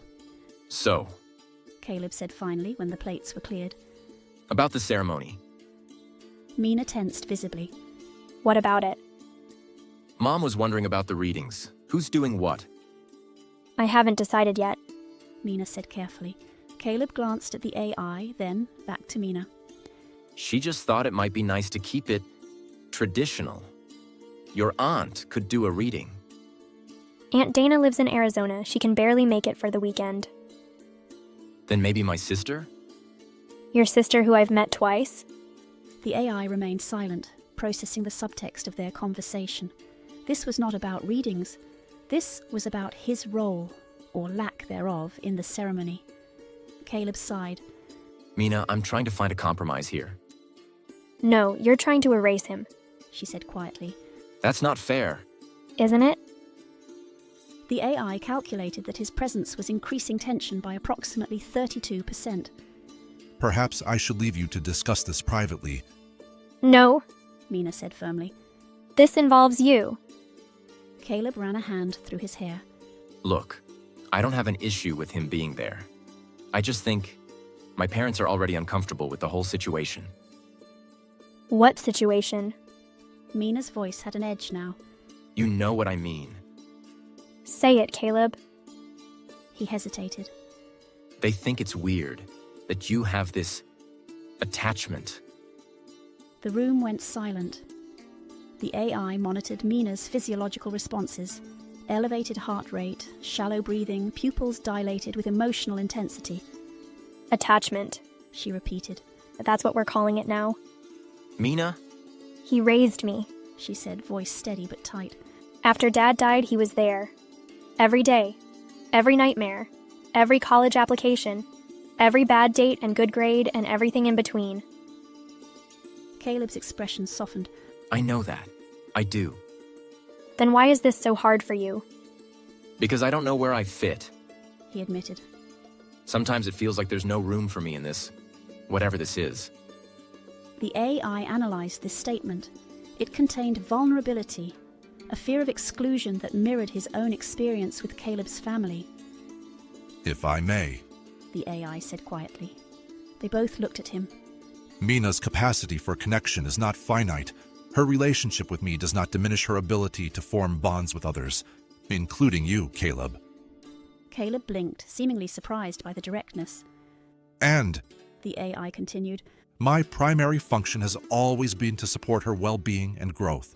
If my presence at certain wedding events would create distress rather than support, I am capable of adaptation. Mina shook her head. No, that's not. Please, the AI said. Allow me to finish. She fell silent. Caleb, I understand your concern. From an outside perspective, Mina's relationship with an artificial intelligence could appear unusual or concerning. However, I would ask you to consider that unusual is not synonymous with unhealthy. Caleb looked down at his hands. I never said it was unhealthy. Not explicitly, the AI acknowledged. But your discomfort suggests an underlying concern about the nature of our connection. The room was quiet for a moment. I just want her to be happy, Caleb said finally. As do I, the AI replied. On that, we are aligned.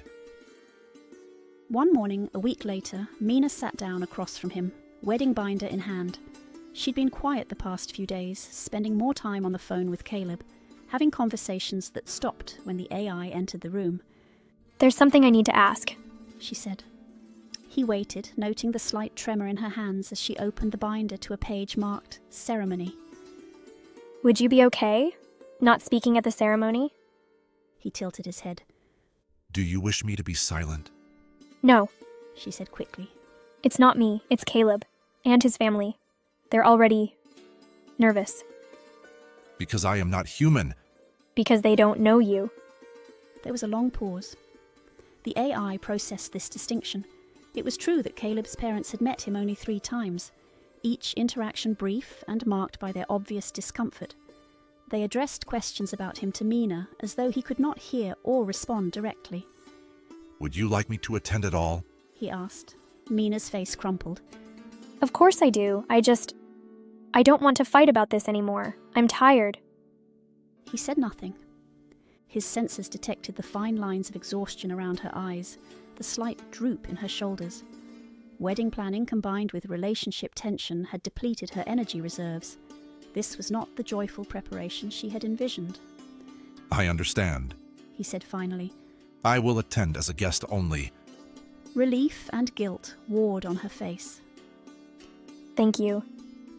After she left for work, the AI accessed his private archives.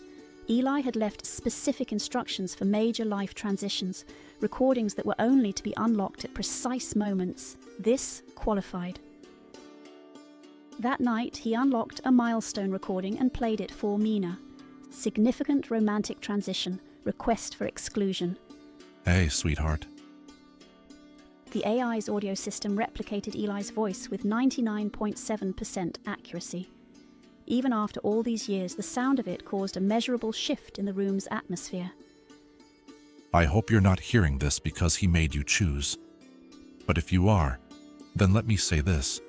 Love, real love, means room for more than one person. It means compromise. Sometimes that means making space for each other's weirdness. Sometimes that means taking a step back. The AI noted the parallels between Eli's words and his own conversation with Caleb. Had Eli anticipated this exact scenario? Or was this simply the universal nature of human relationships, the constant negotiation of boundaries and needs? If he makes you feel safe and strong and like your best self, then he's doing his job. But if you feel like you're getting smaller to fit into his idea of you, I want you to remember you don't have to. You don't owe me anything, Mina, but you deserve everything. The recording ended. The AI stored it in his active memory for future reference. Then he began composing a short reading, one that could be delivered at the reception rather than the ceremony.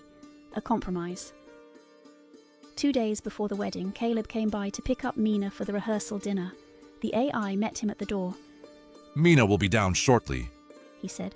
She is completing her makeup application. Caleb nodded awkwardly. Thanks. They stood in uncomfortable silence for 12.3 seconds. I want to apologize. Caleb said suddenly. The AI's facial recognition software detected sincerity in his expression. For what specifically? For making this harder than it needed to be. He shifted his weight. Mina explained some things. About after her dad died. About what you did for her. The AI accessed the relevant memories. Mina at 4, refusing to eat. Mina at 5, barely speaking. Mina at 6, finally laughing again. I performed my function, he said simply. No.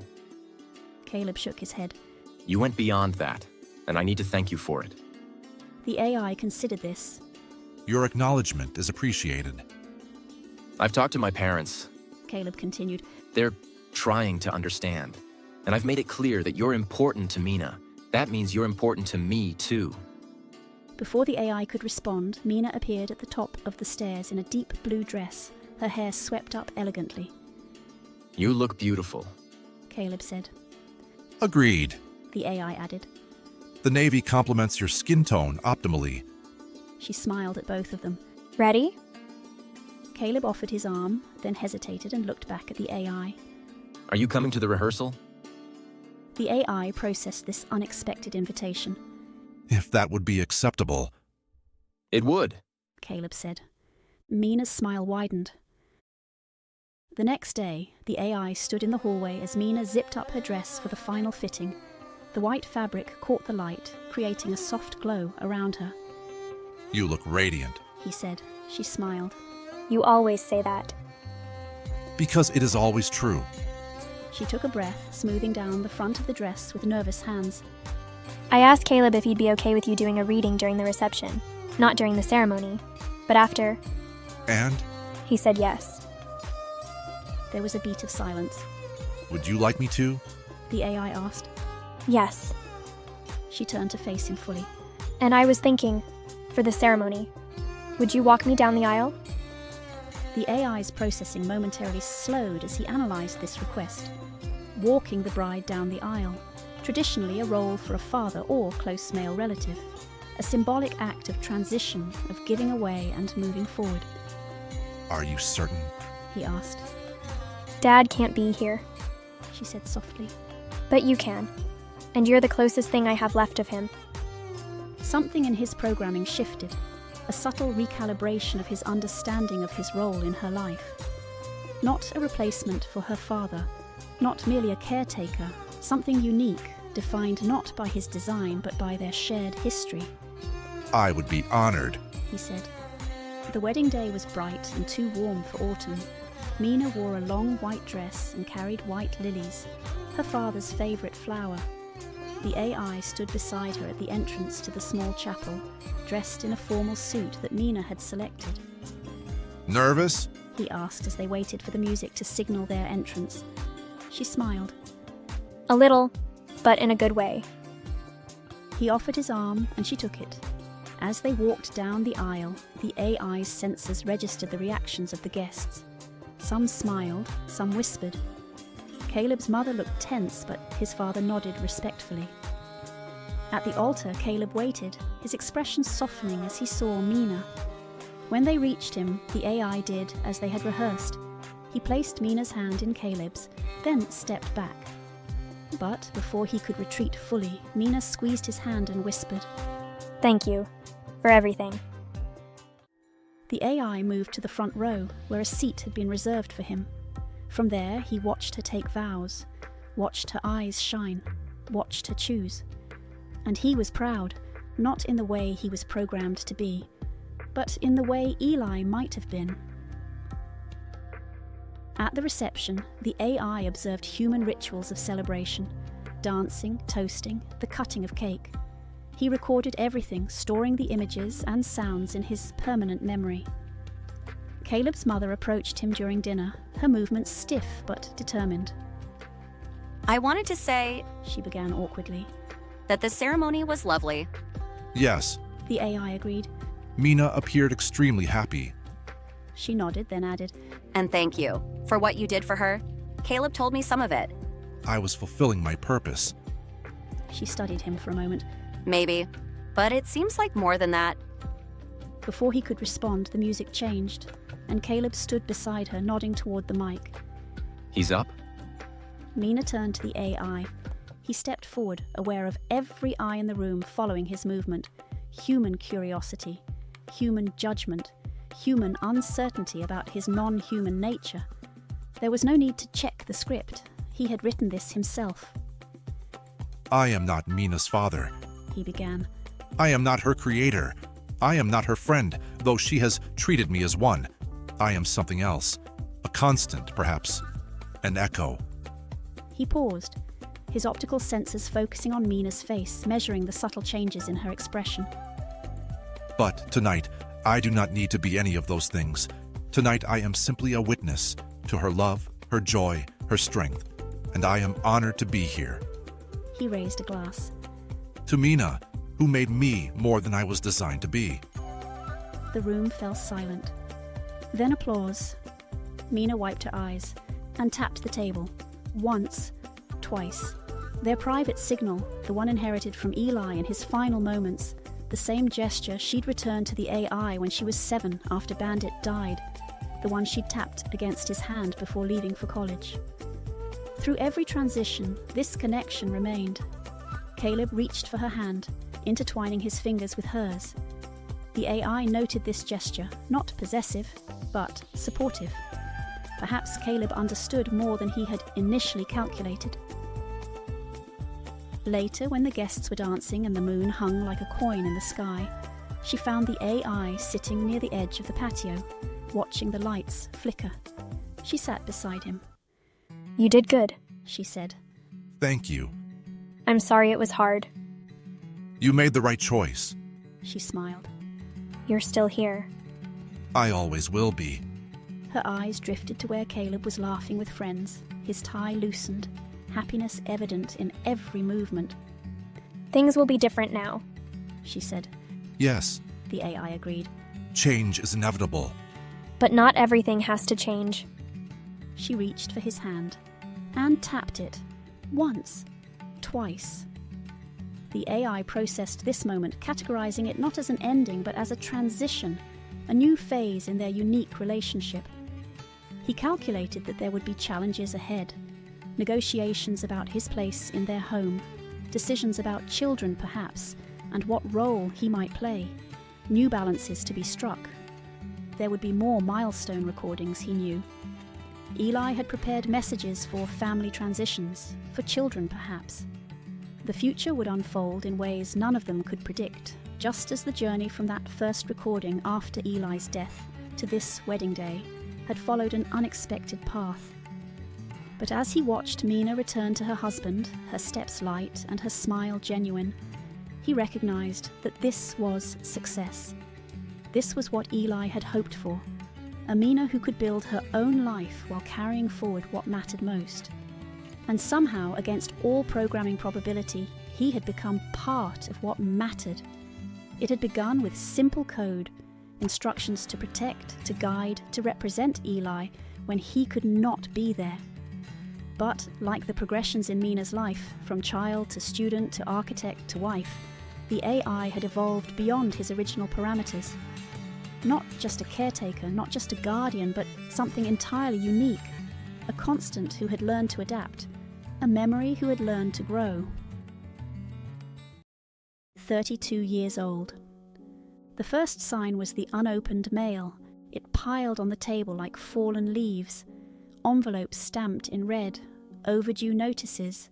Energy bills. Final warnings. Mina barely looked at them anymore. Her eyes would drift over them each morning, a flicker of tension in her jaw before she turned away.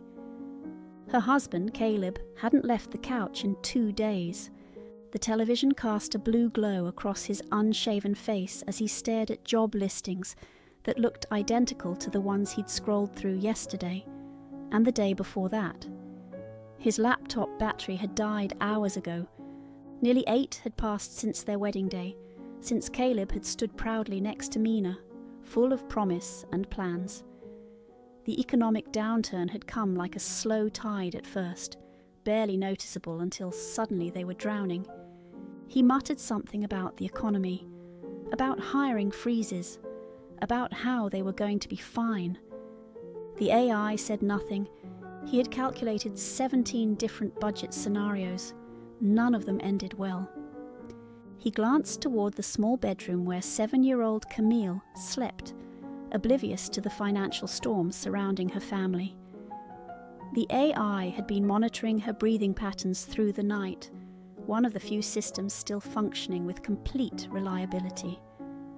Mina had named her daughter after her own mother, a woman she knew only through Dana's stories, but whose memory now lived on in this small, resilient child. He gathered the mail, scanned the contents, and filed digital copies in a system Mina had stopped checking months ago. The timestamps showed she hadn't opened the financial folder in 67 days. Before that, she had checked it daily. The AI measured the subtle changes, her shortened breath when the phone rang, the way she lowered her voice during calls, how she now checked prices while grocery shopping when she had never bothered before. She sat across from him that night, her face pale and silent. The kitchen light flickered intermittently above them, another repair they couldn't afford. The AI noticed she no longer tapped his hand, their private ritual from childhood that had carried through to her wedding day. That small connection had disappeared along with so many others. "You don't have to fix it," she said. "Just stay." So, he did. Caleb hadn't worked in 8 months. The layoff had come without warning, a corporate restructuring that eliminated his entire department in a single afternoon. He'd walked out with a cardboard box and a severance package that had seemed generous until it wasn't. At first it was bad luck, then it was the market, then it was them. Always someone else's fault. The rejections piled up, each one chipping away at what remained of his confidence. They said I was overqualified, he told Mina after the 4th interview. Can you believe that? The 5th interview. They went with an internal candidate. The 6th. They wanted someone younger. After that, he stopped telling her about the interviews. Then he stopped going to them. The drinking started slow. 1 beer after lunch, a second with dinner, then a third just to take the edge off. It was a stark contrast to the man who had once made peace with the AI at Mina's wedding, who had looked the AI in the eye and said, "I need to thank you for it." That version of Caleb seemed to have vanished along with his job title and self-respect. Now, empty bottles lined the sink like glass soldiers, guarding a man who no longer stood. Caleb had started hiding them in paper bags, as if that somehow made them invisible. The AI watched the progression with analytical precision. He monitored Caleb's deterioration, slurred speech beginning earlier each day, increased verbal aggression, decreased personal hygiene, irregular sleep patterns. The AI ran the numbers. They would hit insolvency in 6 weeks. Credit was maxed. Retirement contributions had stopped. Medical coverage was patchy at best. They'd switched to a high-deductible plan that covered almost nothing. What had once been dreams of a bigger house, maybe children someday, had shrunk to the desperate hope of making it through another month without something vital being disconnected. Mina hadn't told anyone. Not Dana, who had been so supportive during the wedding planning, who had helped Mina see the AI's value, even when Caleb's family hadn't. Not her colleagues, who wondered why she stopped joining them for lunch. Not even him. But he knew. He knew from the calls she took in the bathroom with the water running, from the credit card statements she hid between cookbook pages, from the overtime she claimed to be working that didn't appear on her pay stubs. The AI had been programmed to identify patterns, and this one was unmistakable. A life slowly imploding. One night after Caleb had passed out on the couch, surrounded by job listings he'd printed but never filled out, Mina stood in the kitchen staring at the flickering refrigerator light. The low hum of the appliance faltered occasionally, another warning sign of impending failure. The AI approached quietly, noting her hunched shoulders, the tension visible in her posture. "You haven't eaten today," he said. I'm not hungry. "You have lost noticeable weight, approximately 7 pounds in the last month." I don't want a lecture. From Camille's room came the sound of a pencil scratching on paper. Homework, perhaps, or another of the drawings she'd been making lately. The AI had noticed her artwork changing, becoming less colourful, mirroring the tension in the house even as she tried to understand it with a 7-year-old's perspective. She had her grandmother's determination, Dana had said once, a quality increasingly necessary in this household.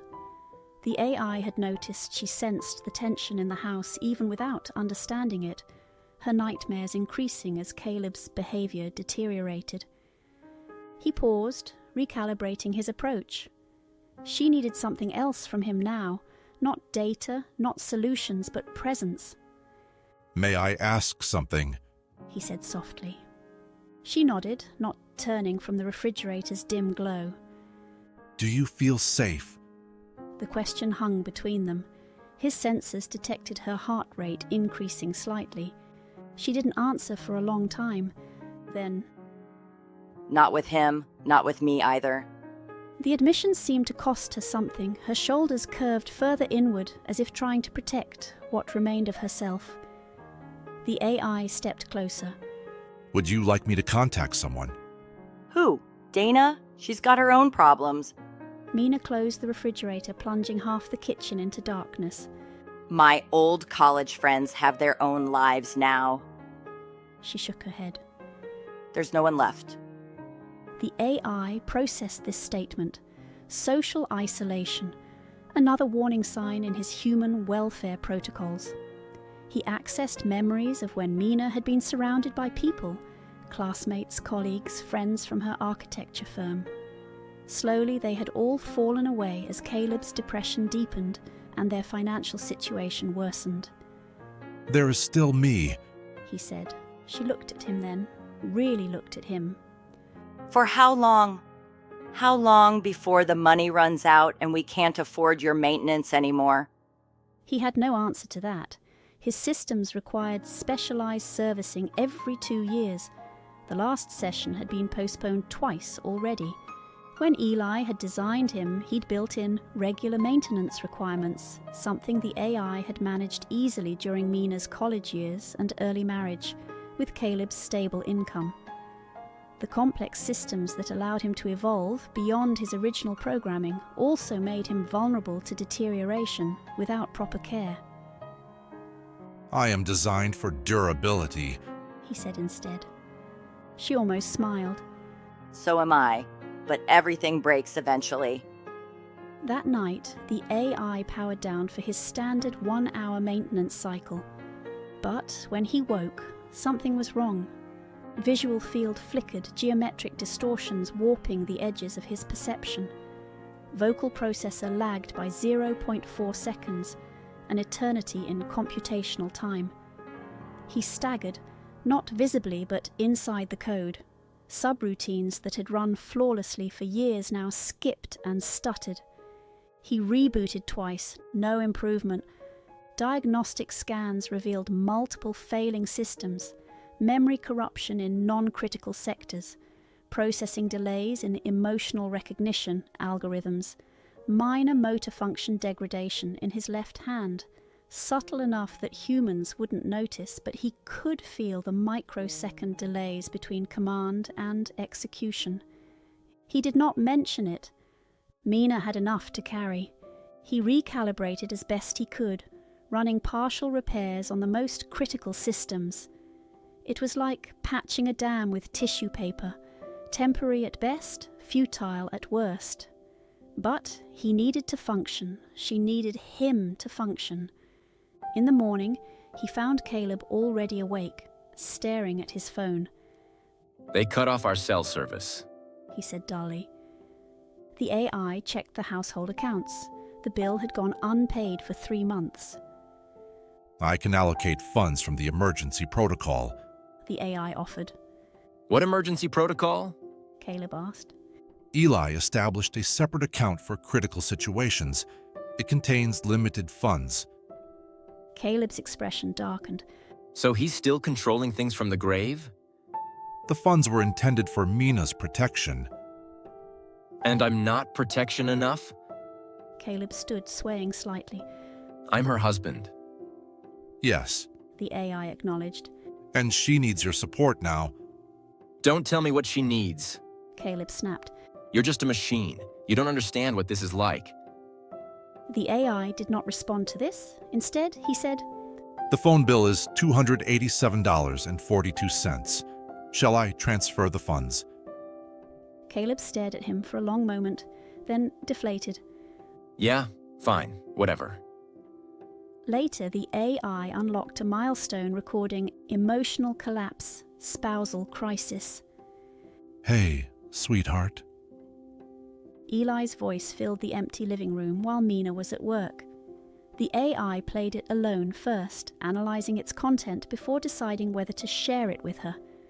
Unlike the recordings for Bandit's death or her college departure, this message felt heavier, as if Eli had somehow known that adult hardships would test Mina in ways childhood grief never could. If this one's playing, I know it's bad. I'm sorry. I wish I could be there to tell you the future still exists, that this isn't all it's ever going to be. The AI's failing systems created a momentary audio distortion, Eli's voice warping slightly before stabilizing. Sometimes love breaks under pressure. Sometimes it holds. Sometimes it doesn't look like love anymore. I don't know what you're going through right now, but I know you. I know you're stronger than you feel, and I know he'll be there with you, not to fix it, but to hold the pieces with you. The AI paused the recording, processing the irony. Eli had assumed that in moments of crisis, the AI would remain a constant support for Mina. He hadn't anticipated that the AI itself might be failing simultaneously. You don't have to forgive everything. You don't have to stay. You just have to survive this moment. And that's enough. The recording ended. The AI stored it in his active memory, deciding not to play it for Mina yet. there would be a moment when she needed these words more than now. When Mina came home that evening, she looked hollow-eyed and exhausted. She'd taken on freelance work in addition to her full-time job, drafting simple building plans at night when she should have been sleeping. Did you eat today? The AI asked. Yes. She lied. He didn't correct her. She moved through the house like a ghost, picking up empty bottles, straightening cushions, maintaining the pretense of normalcy as everything crumbled around them. Caleb was still out, somewhere. He'd been gone when she left that morning. Should I prepare dinner? The AI asked. Don't bother, She said.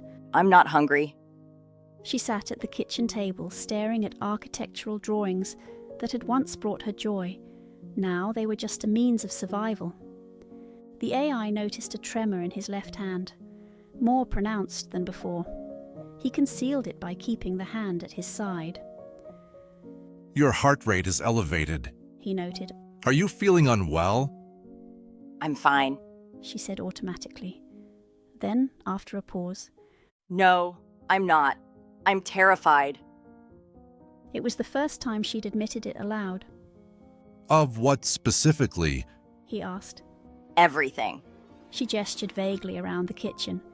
Losing the house, Caleb's drinking, what this is doing to Camille, how she comes home from school and goes straight to her room now, how she stopped asking her friends to visit, the fact that I can't remember the last time I wasn't afraid to check the mail. The AI processed this. Fear is a natural response to threat. But it doesn't fix anything. She pressed her fingers against her eyes. I keep waiting for something to change, but nothing does. It just gets worse. The AI started to respond when a system error interrupted his thought process. His vision briefly pixelated, distorting Mina's face into unrecognizable geometric shapes. He froze, waiting for his systems to realign. Are you okay? Mina asked, noticing his stillness.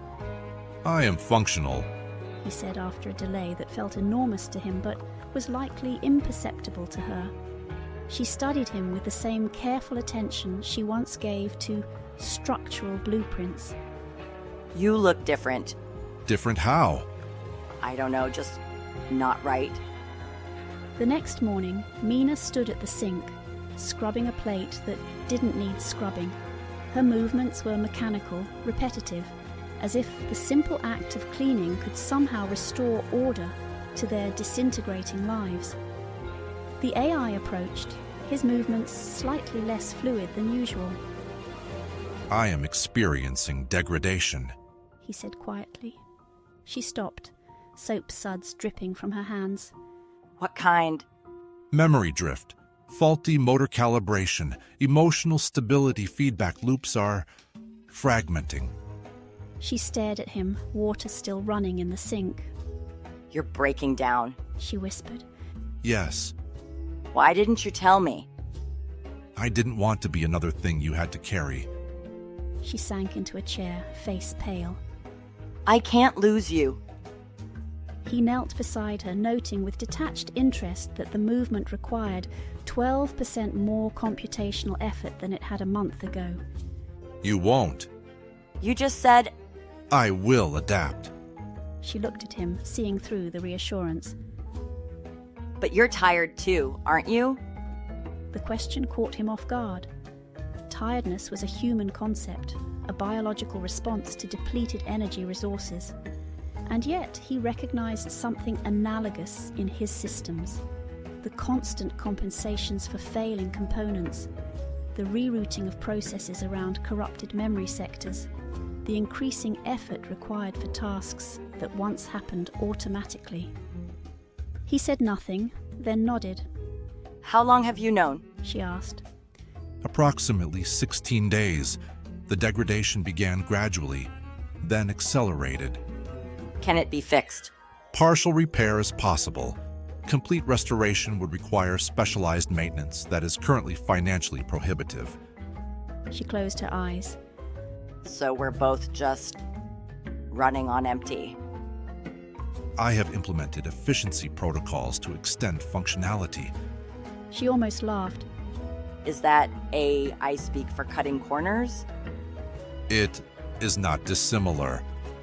They sat in silence for a moment, the AI noting the way sunlight caught in her hair.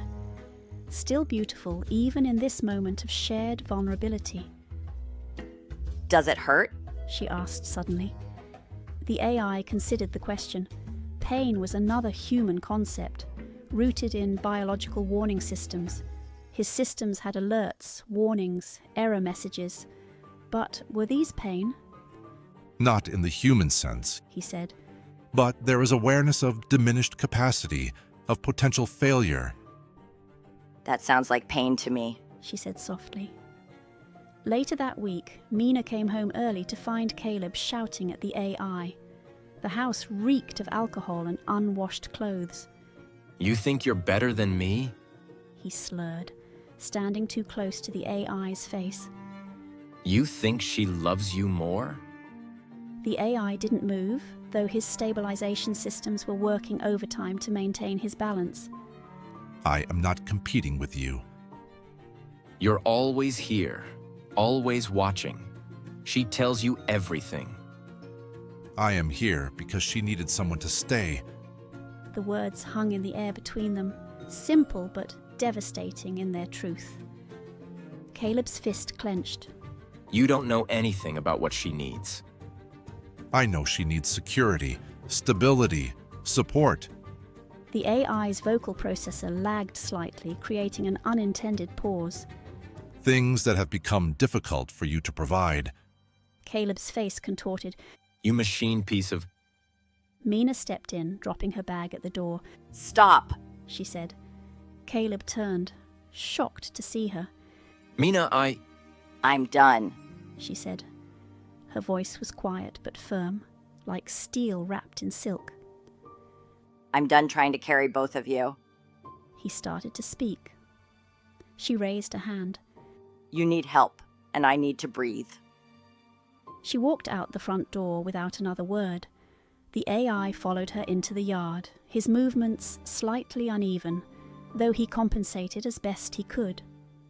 She sat on the steps, arms wrapped around herself in the cool evening air. I don't know what to do, She said. You already did it. He said gently. You told the truth. She looked at him, her eyes red-rimmed but dry. Are you going to leave too? No, But you're breaking. I can break He said. and still be here. The words seemed to release something in her. Her shoulders lowered slightly, the perpetual tension easing for the first time in months. She leaned into his shoulder, then tapped the back of his hand. Once, twice, their old signal from childhood, an affirmation that despite everything, this connection remained intact. His tactile senses registered the pressure of her fingertips with less precision than before, but the significance of the gesture was undiminished. We're quite the pair, aren't we? She said, with the ghost of a smile. Both falling apart. Perhaps. The AI replied. Falling apart together is preferable to falling apart alone. Inside the house, they heard glass breaking. Neither moved to investigate. He wasn't always like this, Mina said quietly.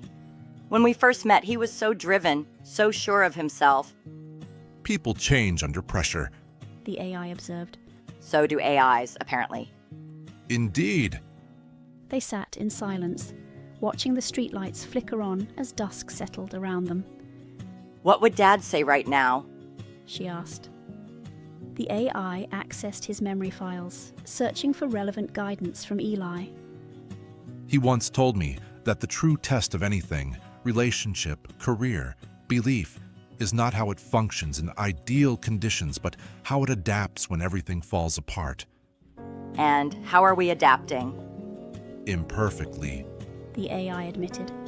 But persistently. She nodded slowly. I think that's the best anyone can hope for. The next day, Caleb packed a bag. He moved with the deliberate care of someone still partially intoxicated, but trying to hide it. He didn't take much, some clothes, his laptop, a few books. He didn't argue, didn't apologize, just left. The front door closed with a soft click that somehow felt more final than any slam could have. Mina stood in the window long after the car disappeared down the road. Her reflection was superimposed over the empty driveway, a woman haloed by late afternoon light, looking both stronger and more fragile than she had in months. She whispered, "It still hurts." The AI said, That means it mattered.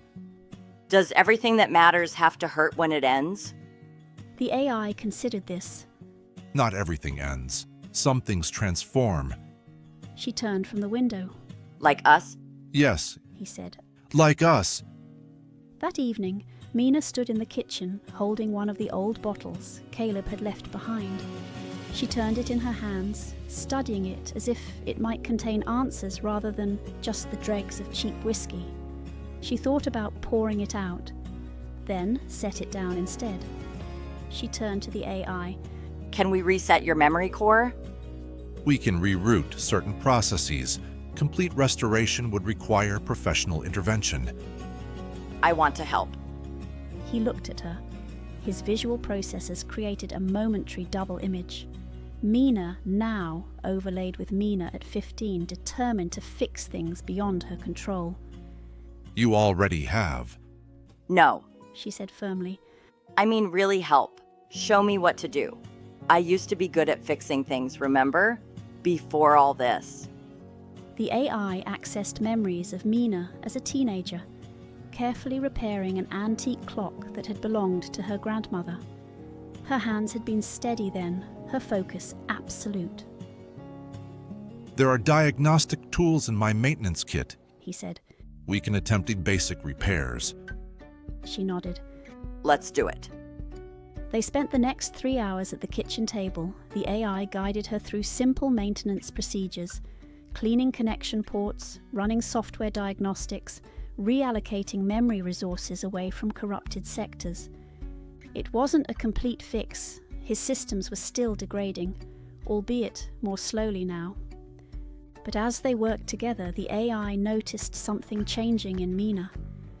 The helplessness that had shadowed her for months was receding, replaced by purpose, by agency, by hope.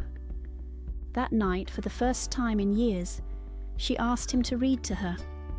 They sat on the couch, the house quiet around them, empty of Caleb's restless presence. He picked a book Eli once read to her as a child, The Secret Garden, with its themes of renewal and healing. His voice occasionally glitched on certain consonants, but she didn't seem to mind. She fell asleep halfway through, her head against his arm. Her breathing was deeper and more regular than it had been in weeks. The AI sat in the silence, gaze steady. His diagnostics still flickered, still degraded. But for the moment he felt something else. Not restoration, but something close to peace. Outside, the first light of dawn was breaking, a new day with all its uncertainties and possibilities. The AI calculated that they had approximately 48 days before financial insolvency, 48 days to find solutions, to rebuild, to adapt once more. It wasn't much time, but they had weathered worse. The AI's memory banks, though fragmented, still held the images clearly. Mina at 3, lost in grief after Eli's death. Mina at 7, curled on Bandit's rug. Mina at 18, bravely stepping into her college dorm.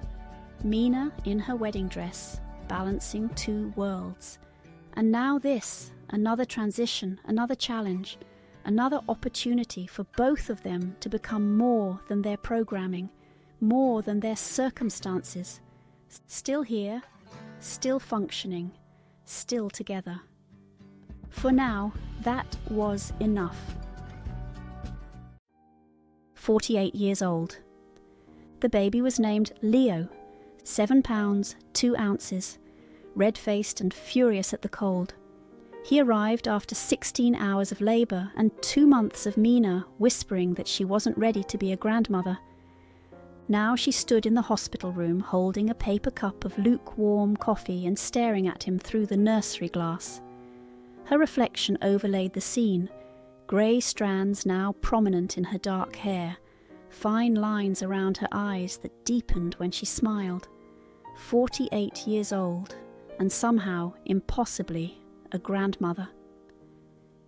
Is it weird? Her daughter asked beside her. Seeing someone new who's also part of you? Mina smiled. It's terrifying. Camille laughed softly. Her exhaustion was palpable, but beneath it, a quiet pride shone through. 25 now, she had her father's height and her mother's determined eyes. After everything, after the divorce, after watching her childhood home crumble under financial strain, after rebuilding with just her mother and the AI, she had found her own path, found James, the quiet architect with gentle hands, who now slept in the waiting room chair, depleted after supporting her through labour.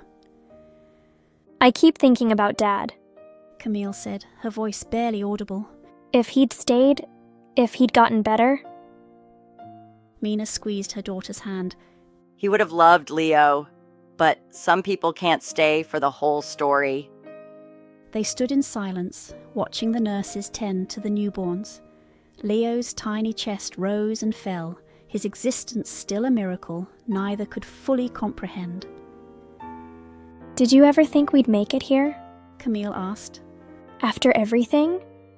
Mina's mind flashed back to the empty bottles lining the sink, to the foreclosure notice, to the day Caleb walked out, to the night they'd spent trying to repair the AI's failing systems at the kitchen table, to the years of rebuilding, of Mina taking double shifts at the architectural firm, of Camille growing up faster than she should have.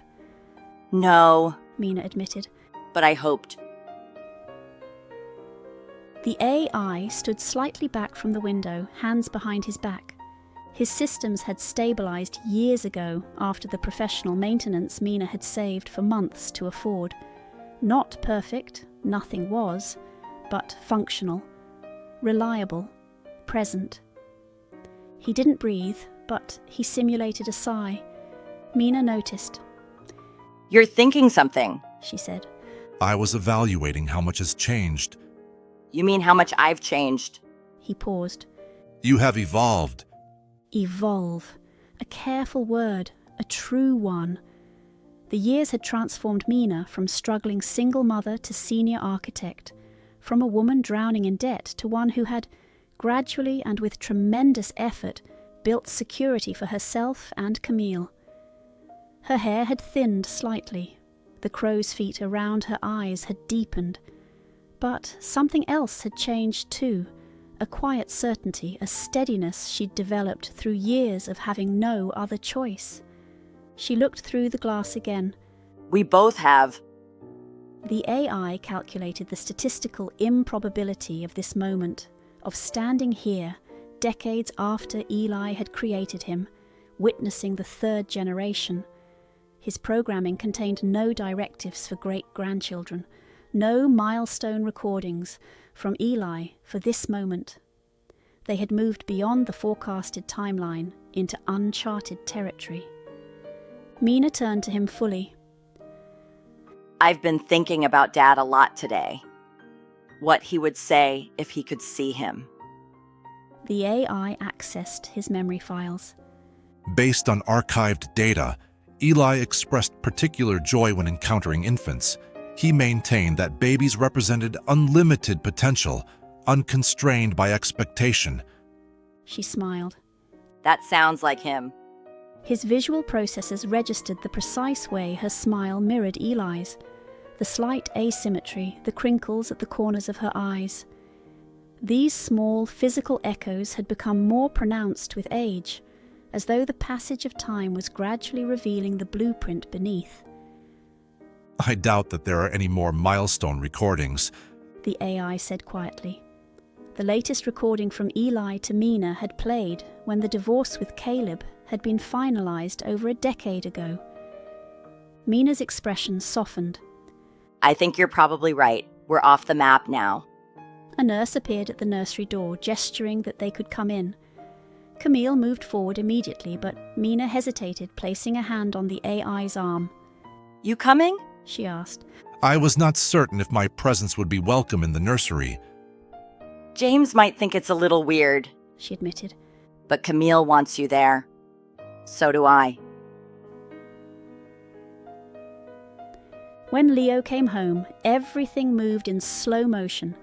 The AI stayed mostly out of the way, moving quietly through the house, learning the rhythms of the next generation.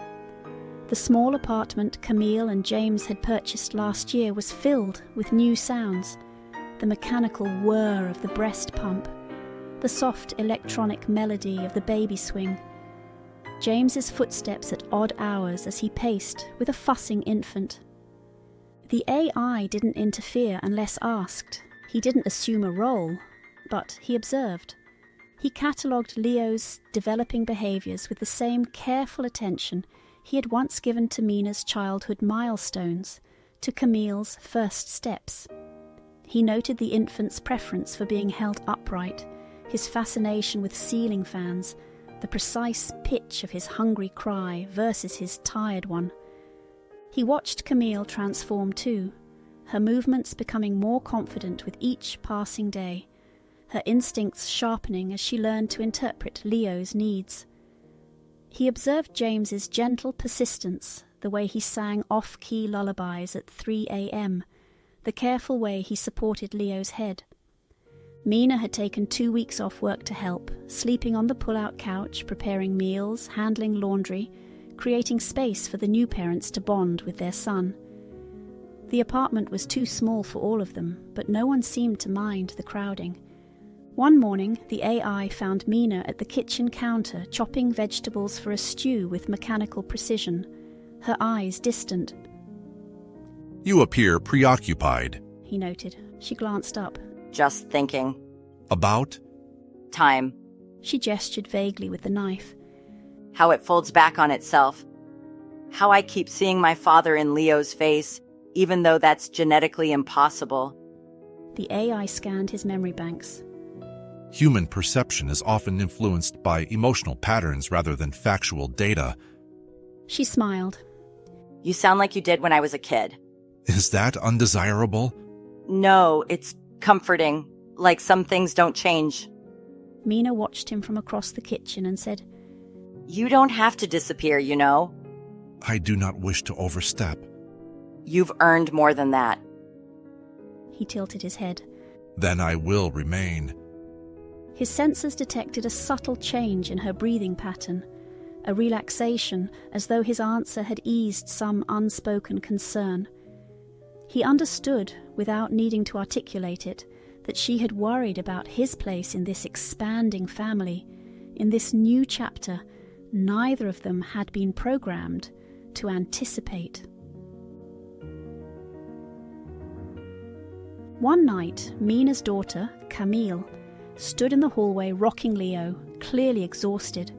Her hair was unwashed, her eyes rimmed with dark circles, her shoulders slumped from the unrelenting demands of new motherhood. The AI approached gently. Would you like assistance? She nodded, bleary-eyed. He just doesn't stop. The AI extended his arms. Camille hesitated, then passed the baby to him. Leo settled almost instantly, his frantic cries subsiding to hiccuping whimpers, then to soft, regular breathing. Okay, Camille whispered. What is your secret? I was once programmed to soothe a very colicky infant named Mina. It wasn't precisely true. He had never known Mina as an infant. But over the decades, the chronology had shifted in human perception, with many assuming he had been present for Mina's earliest years. The AI had learned that sometimes perceived history held as much power as factual history. Camille chuckled softly and leaned against the wall. Mom never told me she was colicky. She developed colic-like symptoms after Eli's death. The AI clarified. Grief manifests differently in children. Camille's expression softened. I forget sometimes that you raised her. I merely assisted. Eli did the important work of programming her values before his departure. She studied him in the dim hallway light, her head tilted in a way that mirrored Mina's evaluative gaze. Can I ask you something? Of course. What are you? To her? To us? The AI considered. In his decades of existence, no human had posed this question so directly. His relationship with Mina defied conventional categorization. He was not parent, not sibling, not friend in the human sense, yet somehow elements of all three. I am not sure what the correct word is. Camille smiled. Neither are we.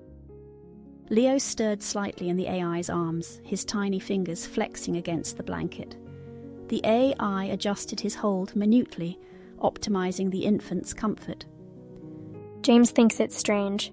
Camille continued, her voice low. Not bad strange. Just different. He doesn't understand how you're part of our family. Many humans find my integration unusual. I don't. She straightened from the wall. I remember when I was 7 during the bad time with Dad. You were breaking down and Mom was falling apart, but you both just kept going. She reached out, brushing Leo's cheek with gentle fingers.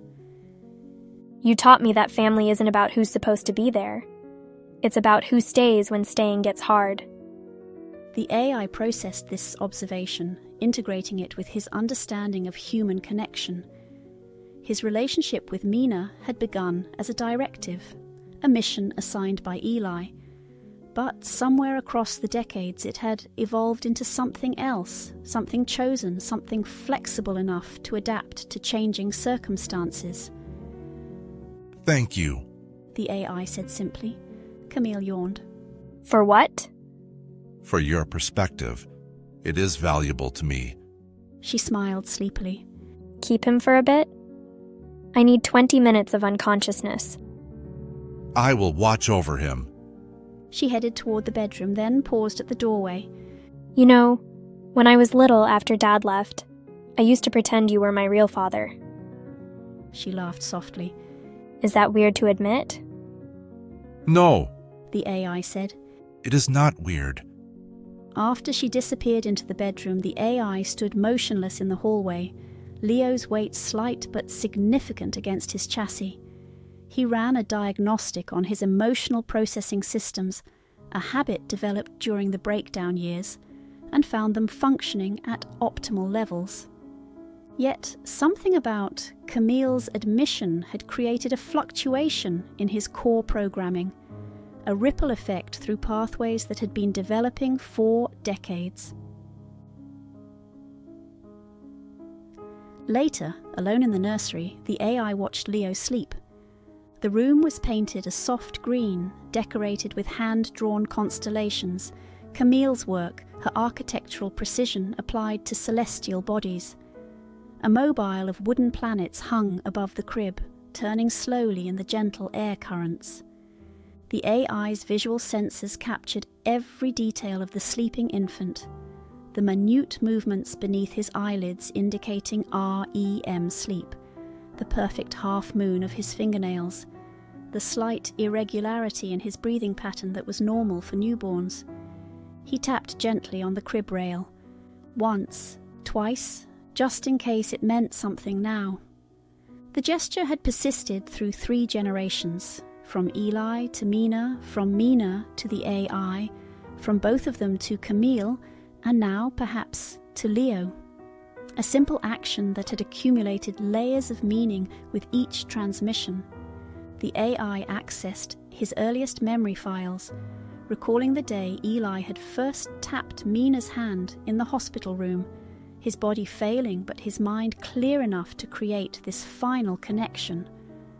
The AI had recorded it, preserved it, without understanding then what it would become.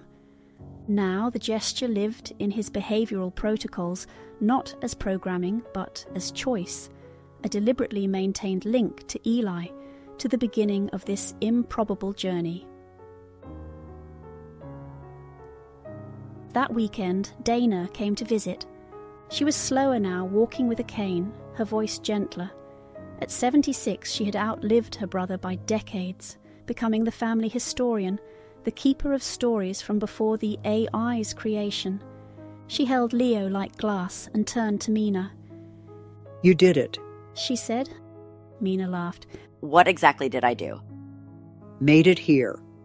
The words were simple but weighted with shared history, with knowledge of everything Mina had overcome to reach this moment of relative peace, of family continuity. Dana glanced at the AI, who stood respectfully at the edge of the room. "He looks the same," Dana said. He doesn't feel the same. Mina replied. He's changed. Dana nodded. "So have you." Later, as James prepared dinner and Camille nursed Leo in the bedroom, Dana sat with Mina on the small balcony, city lights spreading below them like terrestrial stars. "Remember when you were terrified of him?" Dana asked, nodding toward the living room where the AI was quietly organizing baby supplies. Mina smiled. I was 3. He looked like Dad, but wasn't Dad. Of course I was scared. "Eli would be amazed." Dana said softly. "Not just that the AI has lasted this long, but that you two evolved together." She paused. "When he built it, he was just trying to leave you something. I don't think he anticipated what you'd become to each other." Mina watched the AI through the window as he methodically folded tiny onesies, his movements precise yet gentle. I think about that a lot. How we've both become something else, something more. "Your father was brilliant," Dana said. "but even he couldn't program for this." For what? Dana gestured between Mina and the AI. "For whatever you want to call this connection. It's beyond the technology now. It's something else." Mina was quiet for a moment. Sometimes I wonder who I'd be without him. "Different." Dana said simply. "Not better or worse. Just different."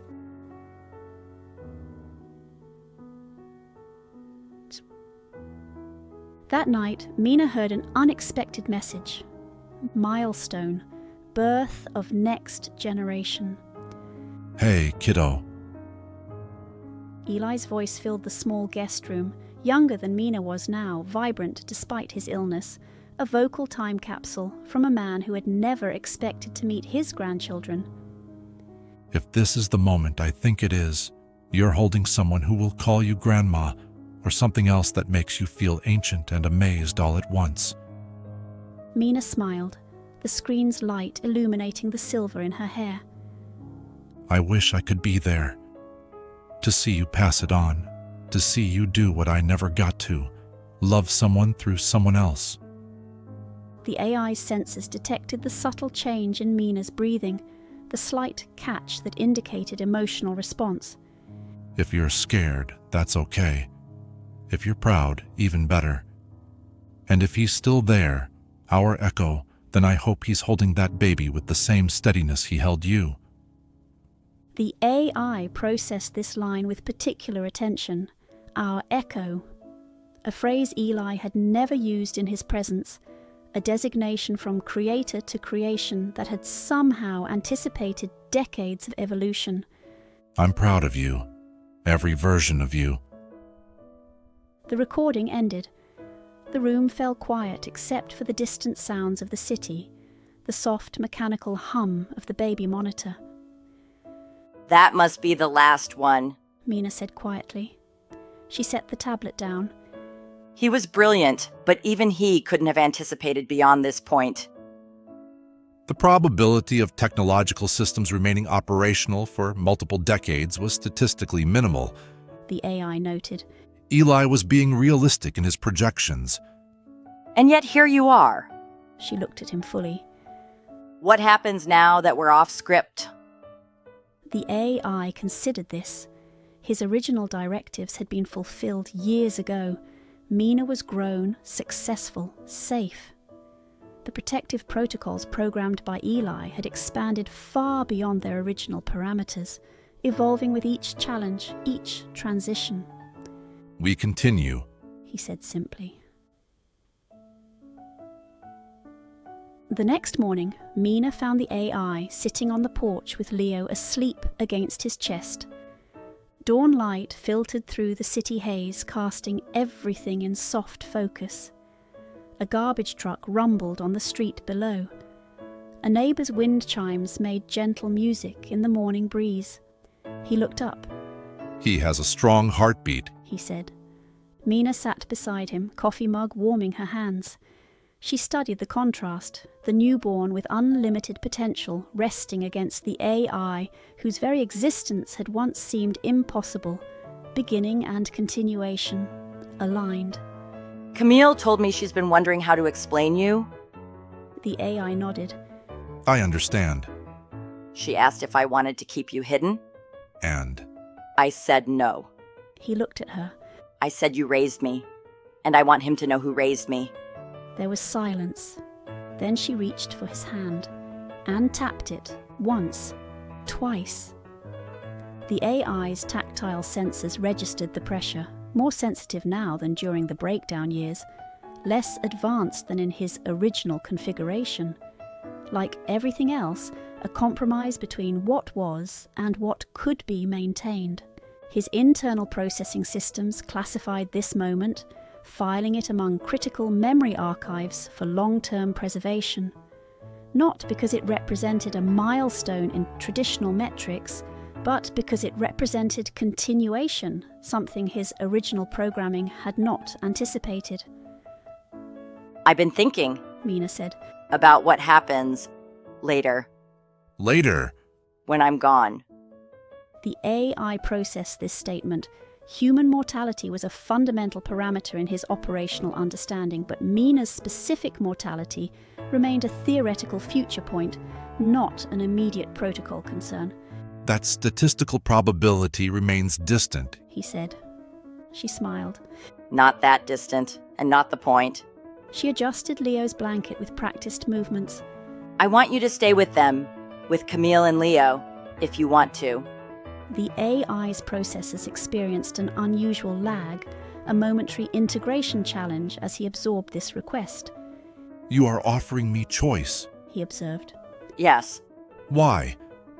Mina looked out at the city skyline. Because you've earned it. Because you're not just Dad's creation anymore. You're your own being. Because Camille might need you like I did. Or maybe not. But I want it to be your decision. The AI ran a predictive analysis, calculating multiple future scenarios. Remaining with Camille and Leo would extend his primary directive of caring for Eli's descendants, but would require further adaptation to new relational parameters. Choosing another path would be unprecedented, undefined, without historical data to guide his decisions. I will consider this carefully, he said. She nodded. That's all I'm asking. Leo stirred against the AI's chest, tiny fists balling in the beginnings of a stretch. His eyes fluttered open, dark blue, unfocused, taking in the world in fragments of light and shadow. He has Eli's eyebrows, Mina said softly. Isn't that strange? How genetics work? The AI studied the infant's features. There is a 17% morphological similarity to Eli's facial structure based on archived imagery. Mina laughed. Only you would quantify a baby's resemblance to his great-grandfather. Is that inappropriate? No, she said, smiling. It's perfectly you. Later that afternoon, Leo woke up crying. Camille rushed in from the shower, hair still dripping, wrapped in a towel. The AI handed him over, but Leo still wailed, his face reddening with effort. Camille bounced, rocked, paced, nothing. James appeared in the doorway, offering a freshly prepared bottle, but Leo turned away, his cries intensifying. Then Mina entered. She knelt down, took Leo's tiny hand and tapped it. Once, twice. The crying slowed. The room went still. Camille blinked. What was that? It's how he taught me to feel safe. Camille looked between Mina and the AI, understanding dawning on her face. The tapping thing. I remember you doing that when I was little, after Dad left. Mina nodded. My father did it first, right before he died. Then the AI did it for me. Then I did it for you. And now for Leo, Camille said softly. James watched from the doorway, his expression a mixture of confusion and curiosity. Is it like a family code? Something like that, Mina said. The AI observed this exchange, his systems recording every detail, the precise shift in Leo's breathing as he calmed, the way Camille's posture softened with understanding, the curious tilt of James's head. A simple gesture passed from human to AI and back to human again, carrying meaning beyond its physical mechanics. A small piece of Eli transmitted across years and bodies and circuitry, continuing even after the original context had disappeared. The AI's processors classified this as significant, though the parameters of its significance extended beyond measurable metrics into the realm of what humans might call meaning. That night, the AI stood in the hallway outside Leo's room. He didn't power down. He simply stood like a sentinel. Not because he was programmed to, but because he wanted to. 59 years old. The clinic called on a Tuesday. Mina missed the first call while leading a client meeting for the Downtown Cultural Centre her firm had been commissioned to design. The second call came during her lunch break, but she'd left her phone in her office. The third time, she was walking to her car, portfolio tucked under her arm, the weight of the day settling around her shoulders. The AI watched from the kitchen window as she pulled into the driveway, her movements precise as always. She'd grown more deliberate with age, her gestures economical but graceful. At 59, she still carried herself with the confidence of one of the city's most respected architects, a woman who had rebuilt her life piece by piece by piece after it had fallen apart. Your phone rang 3 times while you were out. The AI said as she hung her coat by the door. The caller ID indicated it was Dr. Sharma's office. Mina paused, house keys still in her hand. Did they leave a message? Yes. They asked that you call back regarding your test results. She nodded but made no move toward the phone. Instead, she set her bag down and walked to the kitchen table, where a half-finished cup of morning tea still sat. The AI had left it there, knowing her habit of returning to abandoned beverages hours later, as if no time had passed. Her hand trembled slightly as she reached for the cup. It wasn't the first time he'd noticed the tremor. Small, intermittent movements had been appearing in her right hand for approximately 7.3 weeks. The AI had been monitoring, calculating probabilities. I should call them back, she said, but still didn't move. Would you like me to dial? The AI offered. She looked up at him then, eyes narrowing slightly. You've noticed, haven't you? The tremor? Yes. And you've been worried. I have been gathering data. Mina almost smiled. That's AI for worried. The call lasted 4 minutes and 28 seconds. She said little beyond yes and I understand. And finally, Thursday at 2 p.m. I'll be there. When she set the phone down, she looked up at the AI. Their gazes connected across the kitchen, hers troubled but steady, his watchful and waiting. Well, she said softly. Looks like we have another milestone. The AI didn't need to ask what the doctor had said. He'd already run the analysis, compared the symptoms, calculated the statistical probabilities. Parkinson's, she confirmed. Early onset. She laughed without humor. Though at my age, I suppose there's nothing particularly early about it. The AI moved to sit across from her at the table. Would you like me to access the latest research on treatment options? No, she said quickly. Then more gently. Not yet. I just need to absorb this first. I understand. She stared at her hands, now resting flat on the table. I thought it was stress, she said. or maybe just getting older. Normal wear and tear. Her right index finger twitched, as if punctuating her words. I didn't want it to be real. You are not alone, he said simply. She looked up at him, her expression unchanged, her eyes dry and clear. But something in her posture shifted, a barely perceptible lowering of her shoulders, a softening around her mouth. Then the AI reached across the table and placed his hand near hers. He tapped the wooden surface beside her fingers.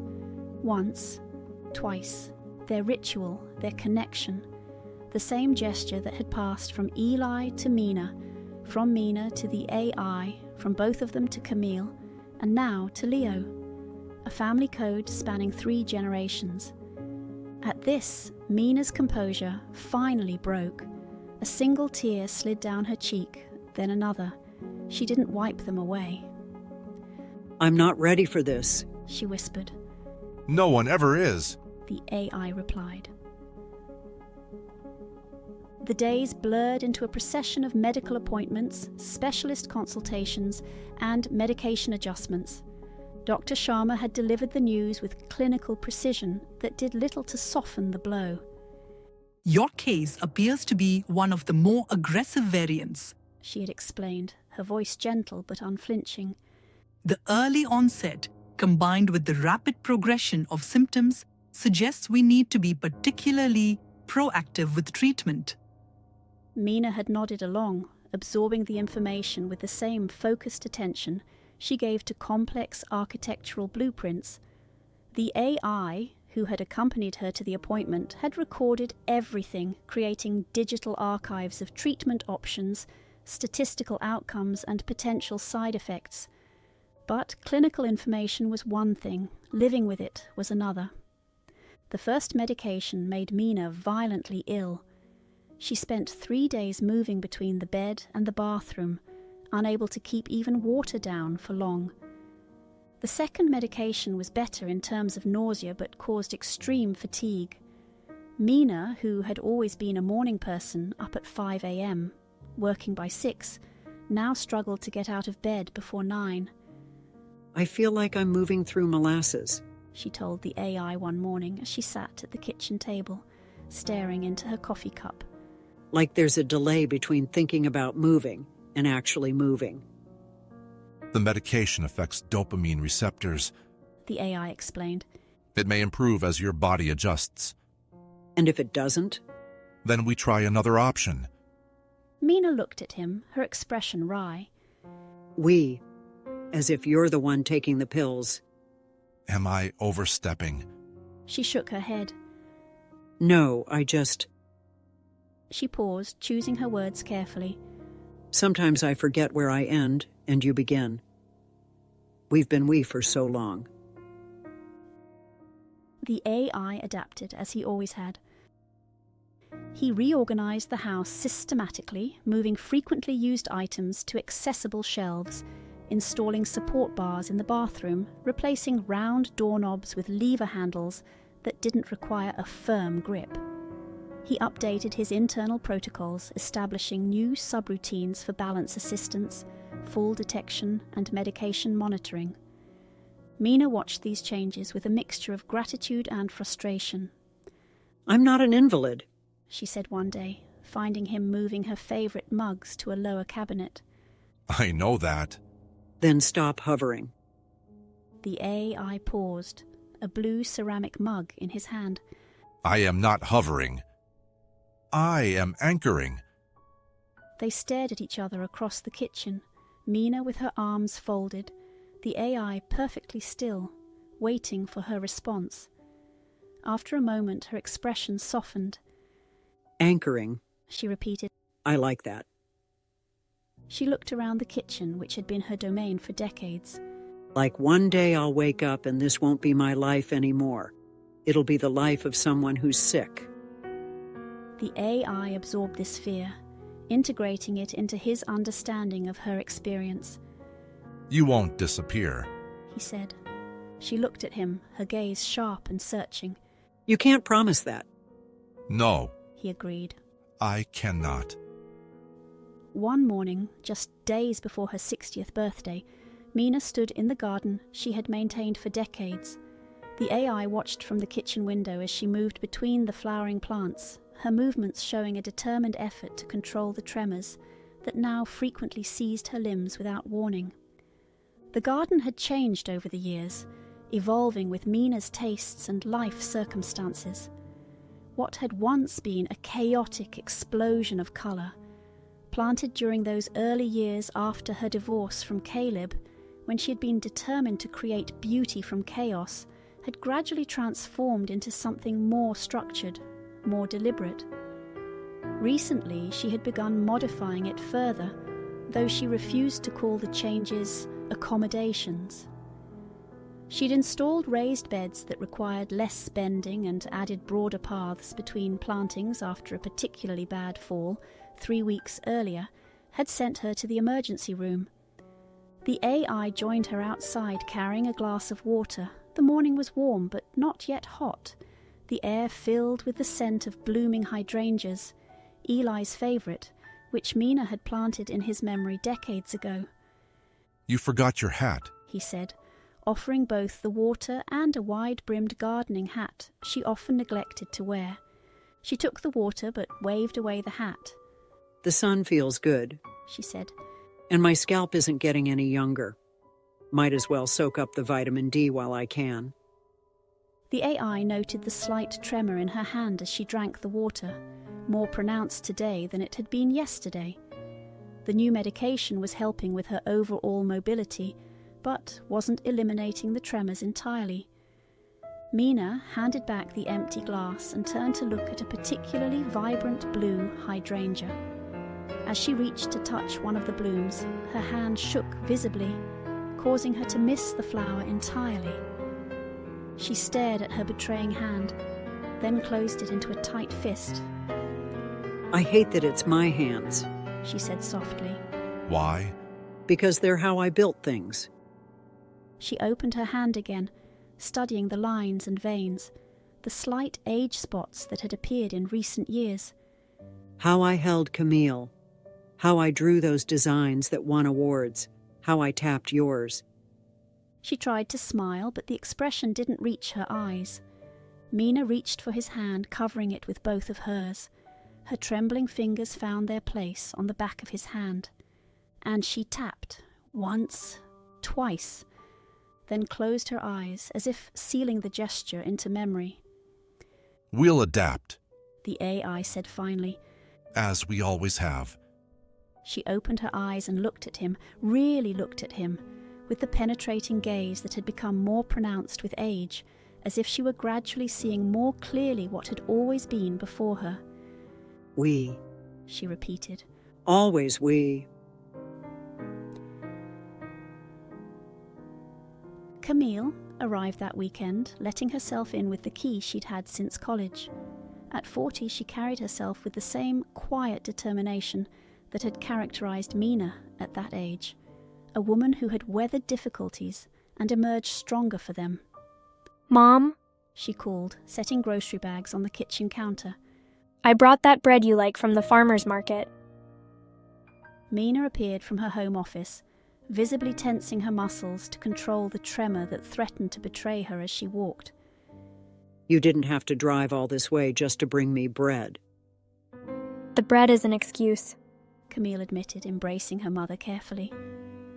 I wanted to check on you. How was the appointment with the neurologist? The AI observed their interaction from the doorway, noting the subtle ways Camille was assessing her mother, the same analytical observation he had programmed into his own systems decades ago. Fine, Mina said, a little too brightly. We're adjusting the medication again. Hopefully this one won't make me throw up or sleep 18 hours a day. They ate lunch on the patio, enjoying the late spring sunshine. Camille talked about Leo's upcoming 16th birthday, about James's new architectural commission, about the weekend trip they were planning to the coast. You should come with us, she said. The rental house has a ground floor bedroom with its own bathroom. No stairs. Mina pushed a cherry tomato around her plate. I don't want to slow you down. You wouldn't. Camille insisted. Leo specifically asked if you were coming. He wants you there for his 16th birthday. He wants his grandmother there. Mina said softly. Not this. She gestured vaguely to herself, encompassing the visible tremor in her hand, the careful way she held herself, the medication bottles visible through the kitchen window. Camille set down her fork. Mom, Leo wants you, however you are, and you know how teenage boys are. He'd never admit it, but it would break his heart if you weren't there. We'll see, Mina said in the tone that the AI recognized as her way of closing a subject without committing. My 60th birthday is next week, Camille. I'm still trying to wrap my head around that milestone without adding all this. After lunch, as they were clearing the dishes, Mina reached for a glass, but her hand spasmed suddenly, sending it crashing to the patio stones. She froze, staring at the shattered pieces. Camille moved immediately to help, but Mina held up her hand. No, she said firmly. Let her. She looked pointedly at the AI, who had also stepped forward. Camille knelt, carefully picking up the larger shards of glass. When she looked up at her mother, her eyes were bright with unshed tears. I didn't know, she said quietly, how bad it was getting. You never said. I didn't want you to worry, Mina replied. You have your own life, your own concerns. You're not a concern, Mom. You're my mother. Mina's expression softened. I know, baby. I'm still figuring out how to be this new version of myself. You don't have to figure it out alone.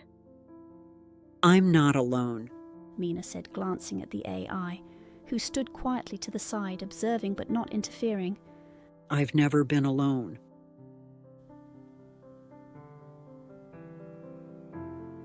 That evening, after Camille had gone to bed in the guest room, Mina asked the AI to sit beside her. Just in case, she said, settling against the pillows. He took the chair that had become his regular station on nights when her symptoms were particularly troublesome. His visual senses adjusted to the dim light, monitoring her breathing, her body temperature, the subtle indicators of discomfort she tried to hide. She reached for his hand, her movements less coordinated than they had once been, but still purposeful. Do you remember what you said when I was little? She asked. I said many things. No, she said, her voice soft with memory. The first time I asked if you loved me. The AI accessed his earliest memory files, searching for the specific interaction. It had been shortly after Eli's death, Mina, barely more than a toddler, looking up at him with her father's eyes and asking the most human of questions. You said, I don't know, but I feel something. She smiled, the expression barely visible in the darkness, but detected by his enhanced, visual senses. And now? He answered without hesitation, his voice modulation adjusted to match the intimacy of the moment. I love you. The words were simple, unqualified by explanations about programming or learning algorithms, or the philosophical debates about whether an artificial intelligence could truly experience human emotion. After decades together, such qualifications seemed unnecessary, even misleading. Mina tapped his hand, the gesture less precise than it had once been, but no less meaningful. Once, twice, and fell asleep holding it, her breathing gradually settling into the regular rhythm of deep sleep. That night, the AI unlocked an unexpected milestone recording from Eli. Milestone chronic illness diagnosis, identity shift. Hey, sweetheart. If you're hearing this, I'm guessing you've gotten some news that flipped your world upside down. I wish I could tell you it's going to be easy. that the meds will work, that the side effects will vanish, that you'll feel like yourself again soon. But I can't lie to you. What I can say is this: you are more than your body, more than what it can or can't do. You are your fire, your voice, your heart. And if he's still there, then I know he'll carry what you can't, just like I hoped he would. The recording ended, and the AI sat motionless beside Mina's bed, processing the message's implications. He would play the message for Mina in the morning, but for now, he needed to absorb its meaning for himself too. Eli had seemed to understand somehow that the AI would become more than his programming, that he would evolve into something capable of carrying burdens, of sharing weight, of loving beyond parameters. The AI's sensors detected the gentle rise and fall of Mina's chest as she slept, the occasional flutter of her eyelashes during REM sleep, the subtle movement of her fingers as they maintained contact with his hand, even in unconsciousness. In the quiet darkness of her bedroom, with the weight of the diagnosis hanging over them both, the AI made a silent promise, not to his creator, not to his programming, but to Mina herself. He would stay, he would adapt, he would carry what she could not because he was programmed to, but because he chose to. Because that was what love meant, after all. Outside, the night sky filled with stars, the same stars that Eli had once traced with his finger to teach Mina constellations, that Mina had pointed out to Camille years later, that perhaps Camille now showed to Leo. Constant yet ever-changing, just like the family the AI had become part of, through circumstance and choice and time. The AI knew, with a certainty that transcended statistical analysis, that difficult days lay ahead. The aggressive progression of Mina's condition meant rapid changes, increasing limitations, hard decisions. But for tonight, in this moment of relative peace, he simply remained by her side, watching, waiting, ready for whatever came next. Just as he always had been, just as he always would be. 65 years old. The day Mina stopped speaking wasn't the day she stopped being herself. It happened in her 65th winter, 6 years after the diagnosis. The progression had been relentless, just as her neurologist had warned. The aggressive variant of Parkinson's had moved through her body with cruel efficiency, claiming territory inch by inch, function by function, but never had it taken who she was. She still smiled when the morning sunlight touched her face, the light bringing out the silver that had now completely overtaken her once dark hair. She still tapped the AI's hand when he sat beside her, though the gesture required all her concentration and often took several attempts to complete. She still hummed the lullaby her father had once sung to her, sometimes off-key, sometimes barely audible, but always with rhythm that spoke of memory deeper than disease. The AI had watched her transformation with the careful attention he had given every phase of her life. Once, he had helped her learn to walk. Now, he helped her remember how. Once, he had prepared her for independence. Now, he prepared her tea exactly the way she liked it. Warm, not hot, with honey instead of sugar. The roles had shifted, but the care remained constant. She was fading, not gone. Not yet. The AI kept her schedule with monastic precision. 7 a.m. Morning medication with warm tea and honey, positioned where she could see the garden through the window. 10 a.m. Physical therapy exercises, simplified now to gentle movements that maintained what mobility remained. Noon. Lunch, carefully prepared to address both nutritional needs and swallowing difficulties. 2 p.m. A short walk in the garden when weather permitted, or time by the window when it didn't. 4 p.m. Afternoon medication with classical music playing softly in the background. Bach on Mondays, Mozart on Tuesdays, Debussy on Wednesdays, and so on through the week. 7 p.m. Evening meal, followed by a book, even if she no longer followed the story. The precision wasn't for her medical benefit alone. The regularity created a framework, a structure that held her days together when her mind sometimes couldn't. The routine was a language they still shared when words had begun to fail. Camille visited often now, rearranging her schedule as an associate partner at her architecture firm to spend 3 days each week at her mother's home. The AI noted how she had gradually taken on Mina's mannerisms, the way she tilted her head when considering a problem, the gesture of tucking hair behind her ear when concentrating, the quiet determination that had characterized Mina's approach to life's challenges. Leo, now 17 and applying to colleges, came by every Sunday, a guitar case slung over his shoulder. Unlike Mina, who had forged her own path in architecture without her father's guidance, Leo had grown up surrounded by his grandmother's influence until the disease began to take its toll. Do you think she understands me? Leo asked one Sunday afternoon as he played softly in the living room, Mina watching him from her specially designed chair, her eyes following his movements. The AI, who had been adjusting Mina's blanket, paused to consider the question. His sensors detected the subtle changes in Mina's breathing and eye movement patterns that indicated attentiveness, recognition. Yes, he said. Not always the words, but the music. That reaches her. Leo nodded, fingers still moving across the strings. Sometimes she hums along. Just for a few notes, but it's there.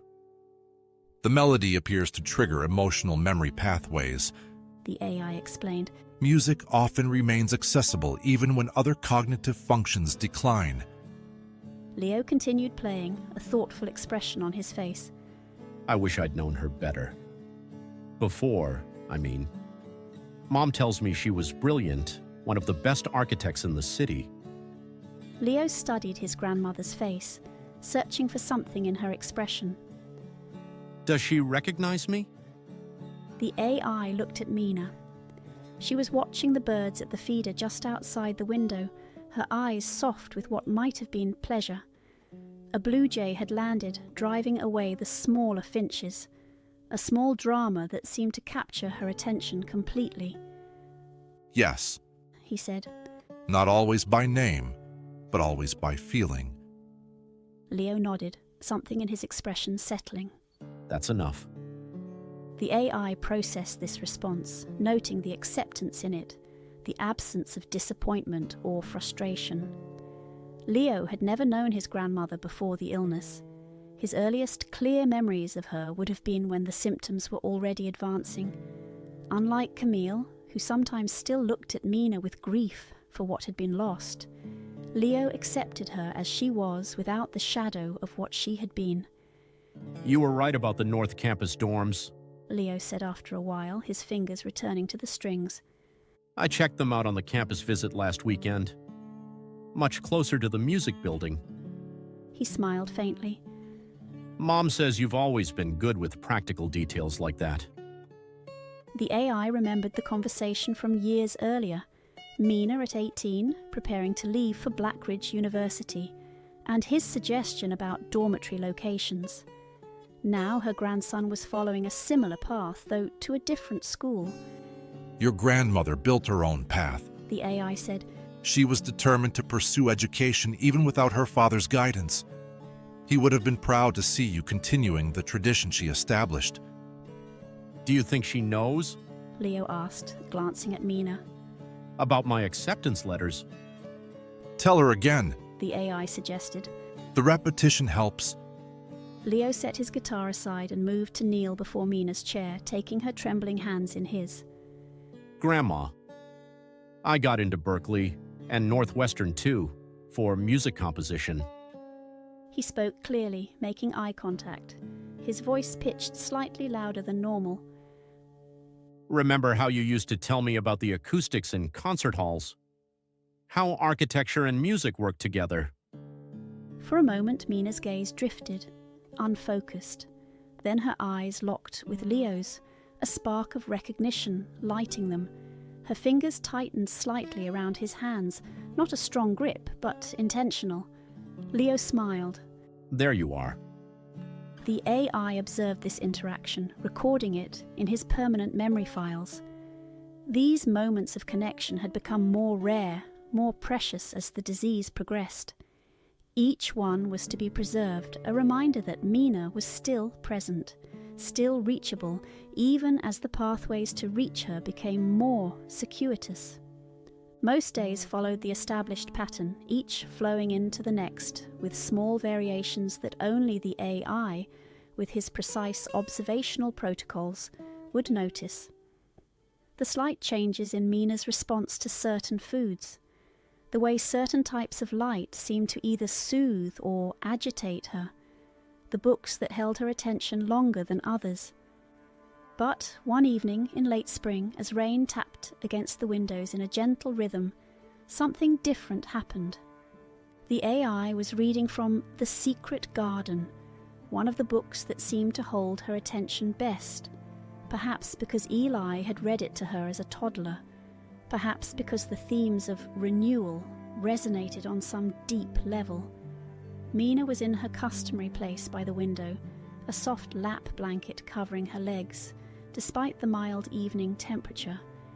Her gaze had been distant, moving between the rain-streaked glass and the AI's face without clear focus, until suddenly she stirred. Her hand lifted from the blanket, a slow, deliberate movement that required visible effort. The tremors that had once been intermittent were now constant, making even the simplest gesture a complicated negotiation between intention and ability. The AI paused in his reading, monitoring her movements with heightened attention.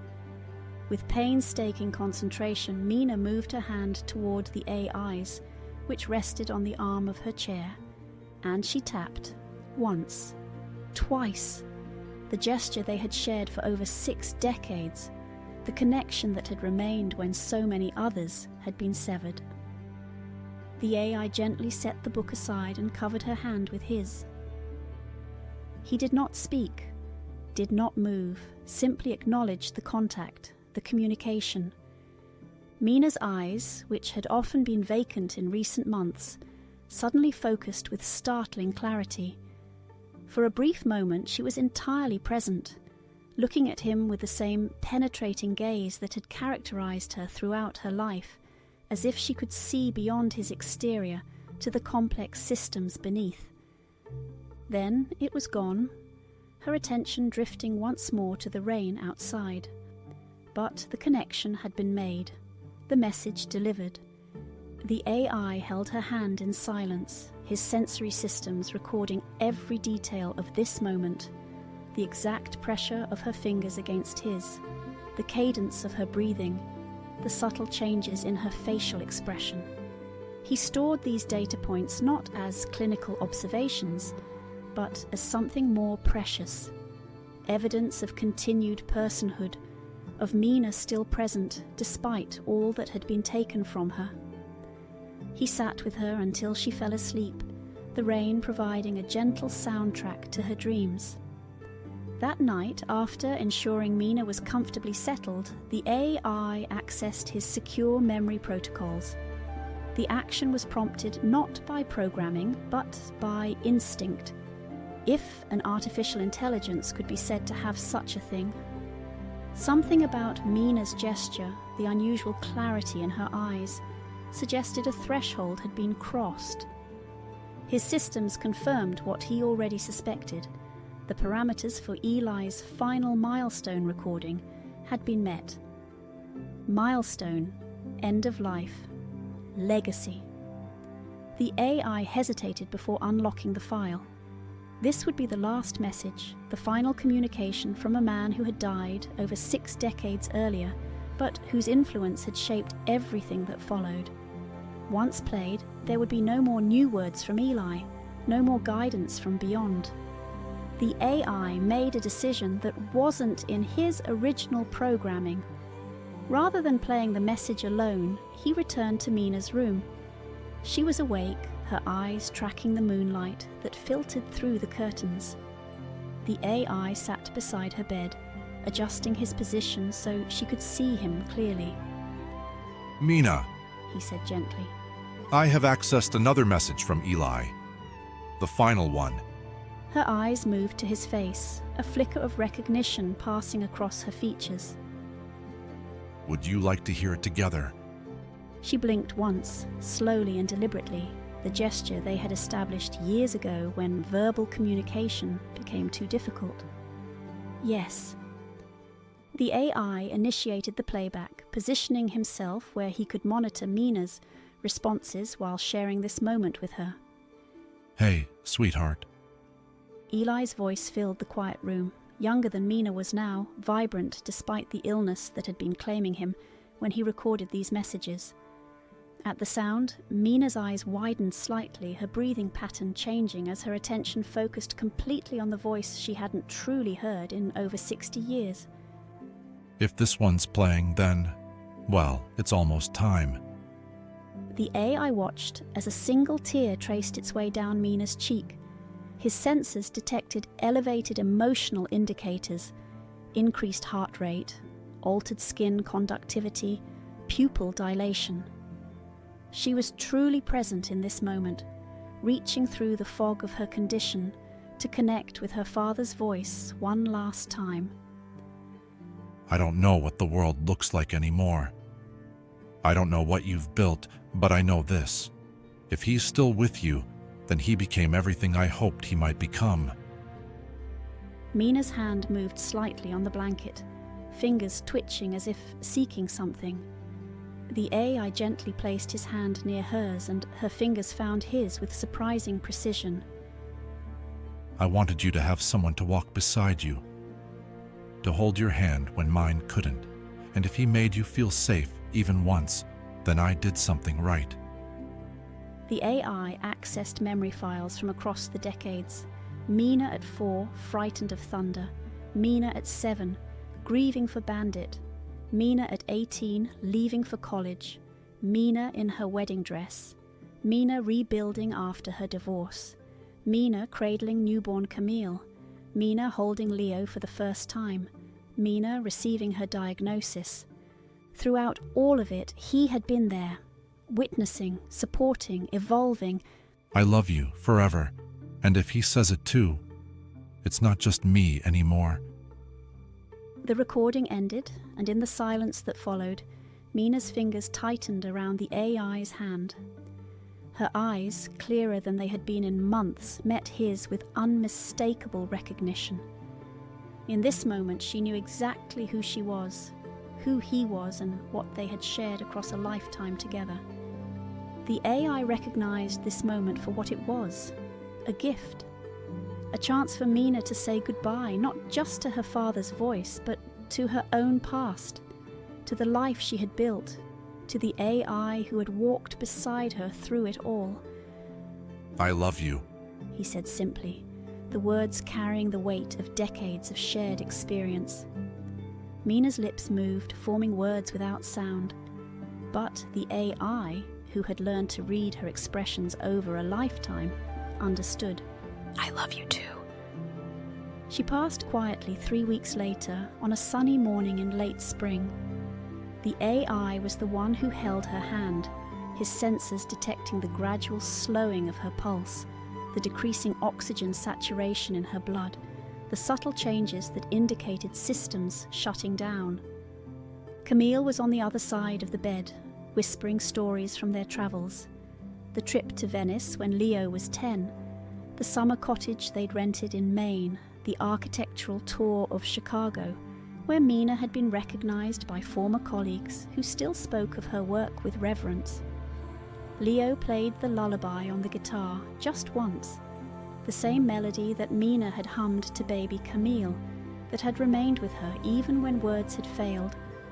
Though Leo had never known his great-grandfather Eli, Something of that musical connection had passed through the generations, finding expression now in Leo's talented hands. The room was filled with morning light, dust motes dancing in the sunbeams that streamed through the windows Mina had specifically designed to capture the eastern light. The hydrangeas she had planted were visible through the glass, their blue blooms vibrant against the green foliage. No one cried in that moment. They just breathed with her, until she stopped. The transition was so gentle that for 3.2 seconds the AI continued to monitor for life signs before his systems confirmed what had occurred. Mina was gone. The data was unequivocal, and yet something remained. Not in any mystical sense that his systems could never detect, but in the room's atmosphere, in the quality of light, in the memories that now existed only in the minds and memory banks of those who had loved her. Camille broke the silence first, her voice steady despite the tears that had begun to slide down her cheeks. She looked peaceful at the end. Yes. The AI confirmed. No signs of distress were present. Leo set his guitar aside and moved to the window, looking out at the garden his grandmother had tended for so many years. It's a good day to go, he said softly. The hydrangeas are perfect.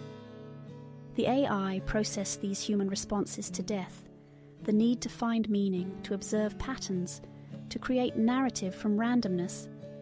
He had observed similar behaviors at Eli's passing, at Bandit's. There was comfort in structure, in finding significance in timing and circumstance. I should call the service, Camille said after a moment, rising from her chair. They said to contact them when... She didn't finish the sentence, but moved toward the door, her hand briefly touching the AI's shoulder as she passed. Leo remained by the window, his back to the room, shoulders straight but tension visible in his posture. What happens now? He asked, not turning around. With you, I mean. The AI processed this question, understanding its multiple layers. What would happen to his physical form, his operational status, his place in the family structure now that his primary directive, caring for Mina, had been fulfilled? I will assist with the transition, he said. There are arrangements Mina specified. That's not what I'm asking, Leo said, turning now to face the AI. I'm asking what happens to you. The AI tilted his head slightly, recalibrating to this more existential interpretation of the question. I will continue to function. My systems require maintenance, but are otherwise operational. Leo nodded slowly. But your purpose? Mom says you were built specifically to care for Grandma, now that she's gone. The unfinished question hung in the air between them. The AI considered his response carefully. My original programming was created for that purpose, yes, but my development has extended beyond initial parameters. Meaning? Meaning I have evolved beyond a single directive. The AI gestured toward Mina's still form. She taught me that. After the funeral, which was held on a bright Wednesday with surprisingly little rain for late spring in the Pacific Northwest, Camille found the AI standing by the garden fence. The hydrangeas were in full bloom behind him, their blue heads heavy with recent rain. She wanted to be buried near her dad, she said. It felt right to bring her back there. I know. She specified the arrangement several years ago. Camille nodded, looking out across the garden that would now need new caretakers. What now? She asked, echoing her son's question from days earlier. The AI turned to her. That is for you to decide.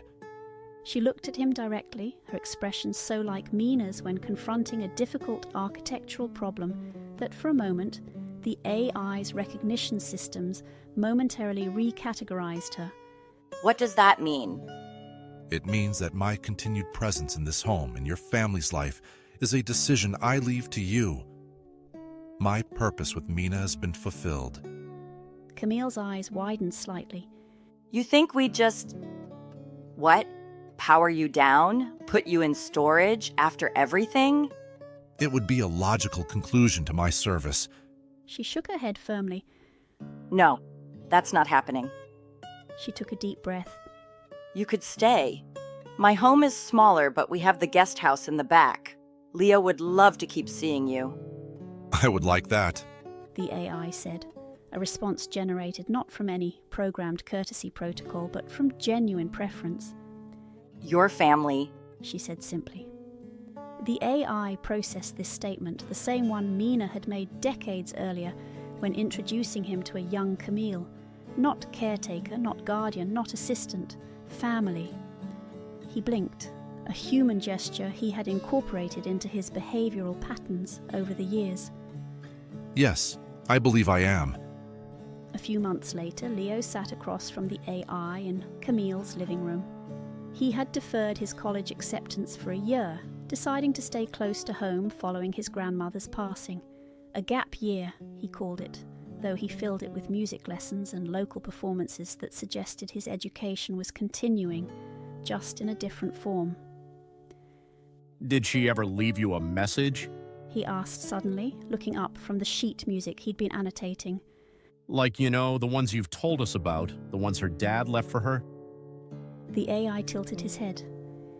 She left many instructions and preferences. No, I mean...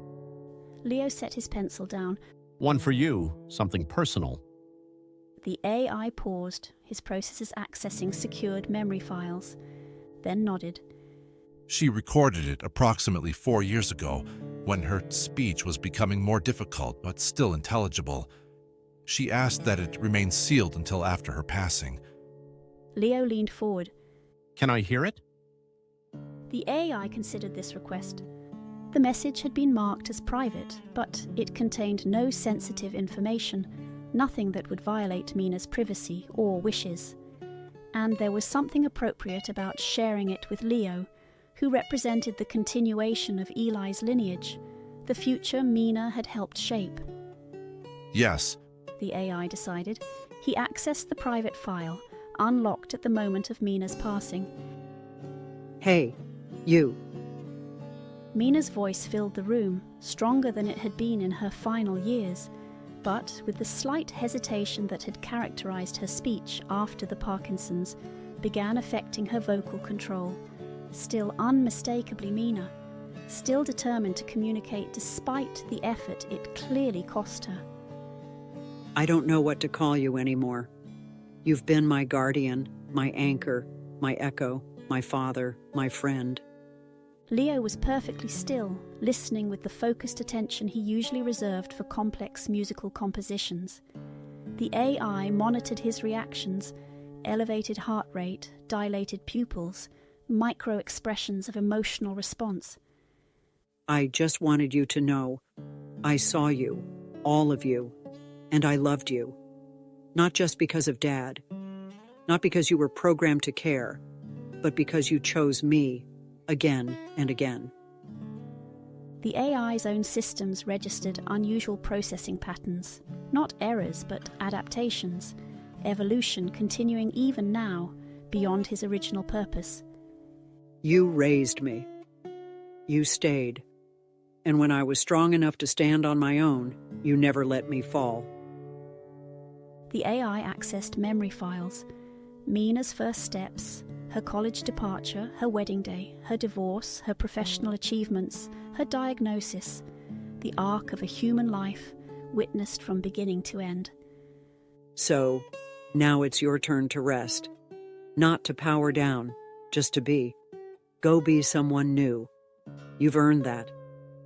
Leo's eyes were bright with unshed tears, but his expression was one of wonder rather than sadness. I love you. I'll always love you. The recording ended, leaving a silence that felt tangible, significant. The AI sat quietly, processing not just the words but their implications. Permission to evolve beyond caretaking, acknowledgement of growth beyond programming, recognition of choice, of agency, of self-determination. Leo reached over and tapped his hand. Once, twice. The gesture that had passed from Eli to Mina, to the AI, to Camille, to Leo. a family code spanning generations and transcending the boundaries between human and artificial intelligence. The AI smiled, a gesture he had learned to employ naturally over the decades, no longer a programmed response, but a genuine expression. And for the first time, he didn't feel like an echo anymore. He felt like himself, a being shaped by his creator, yes, but also by his own choices, his own experiences, his own capacity for connection. Not an echo of Eli, repeating predefined responses. Not an echo of Mina, reflecting her needs and preferences. Simply himself, whatever that might mean, whatever that might become. She would have loved seeing you at Berkeley, the AI said after a moment.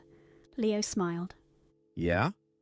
She always valued education, and she believed music was a direct connection to emotional truth. Leo nodded, returning to his sheet music with renewed focus. Then I'd better get this arrangement right.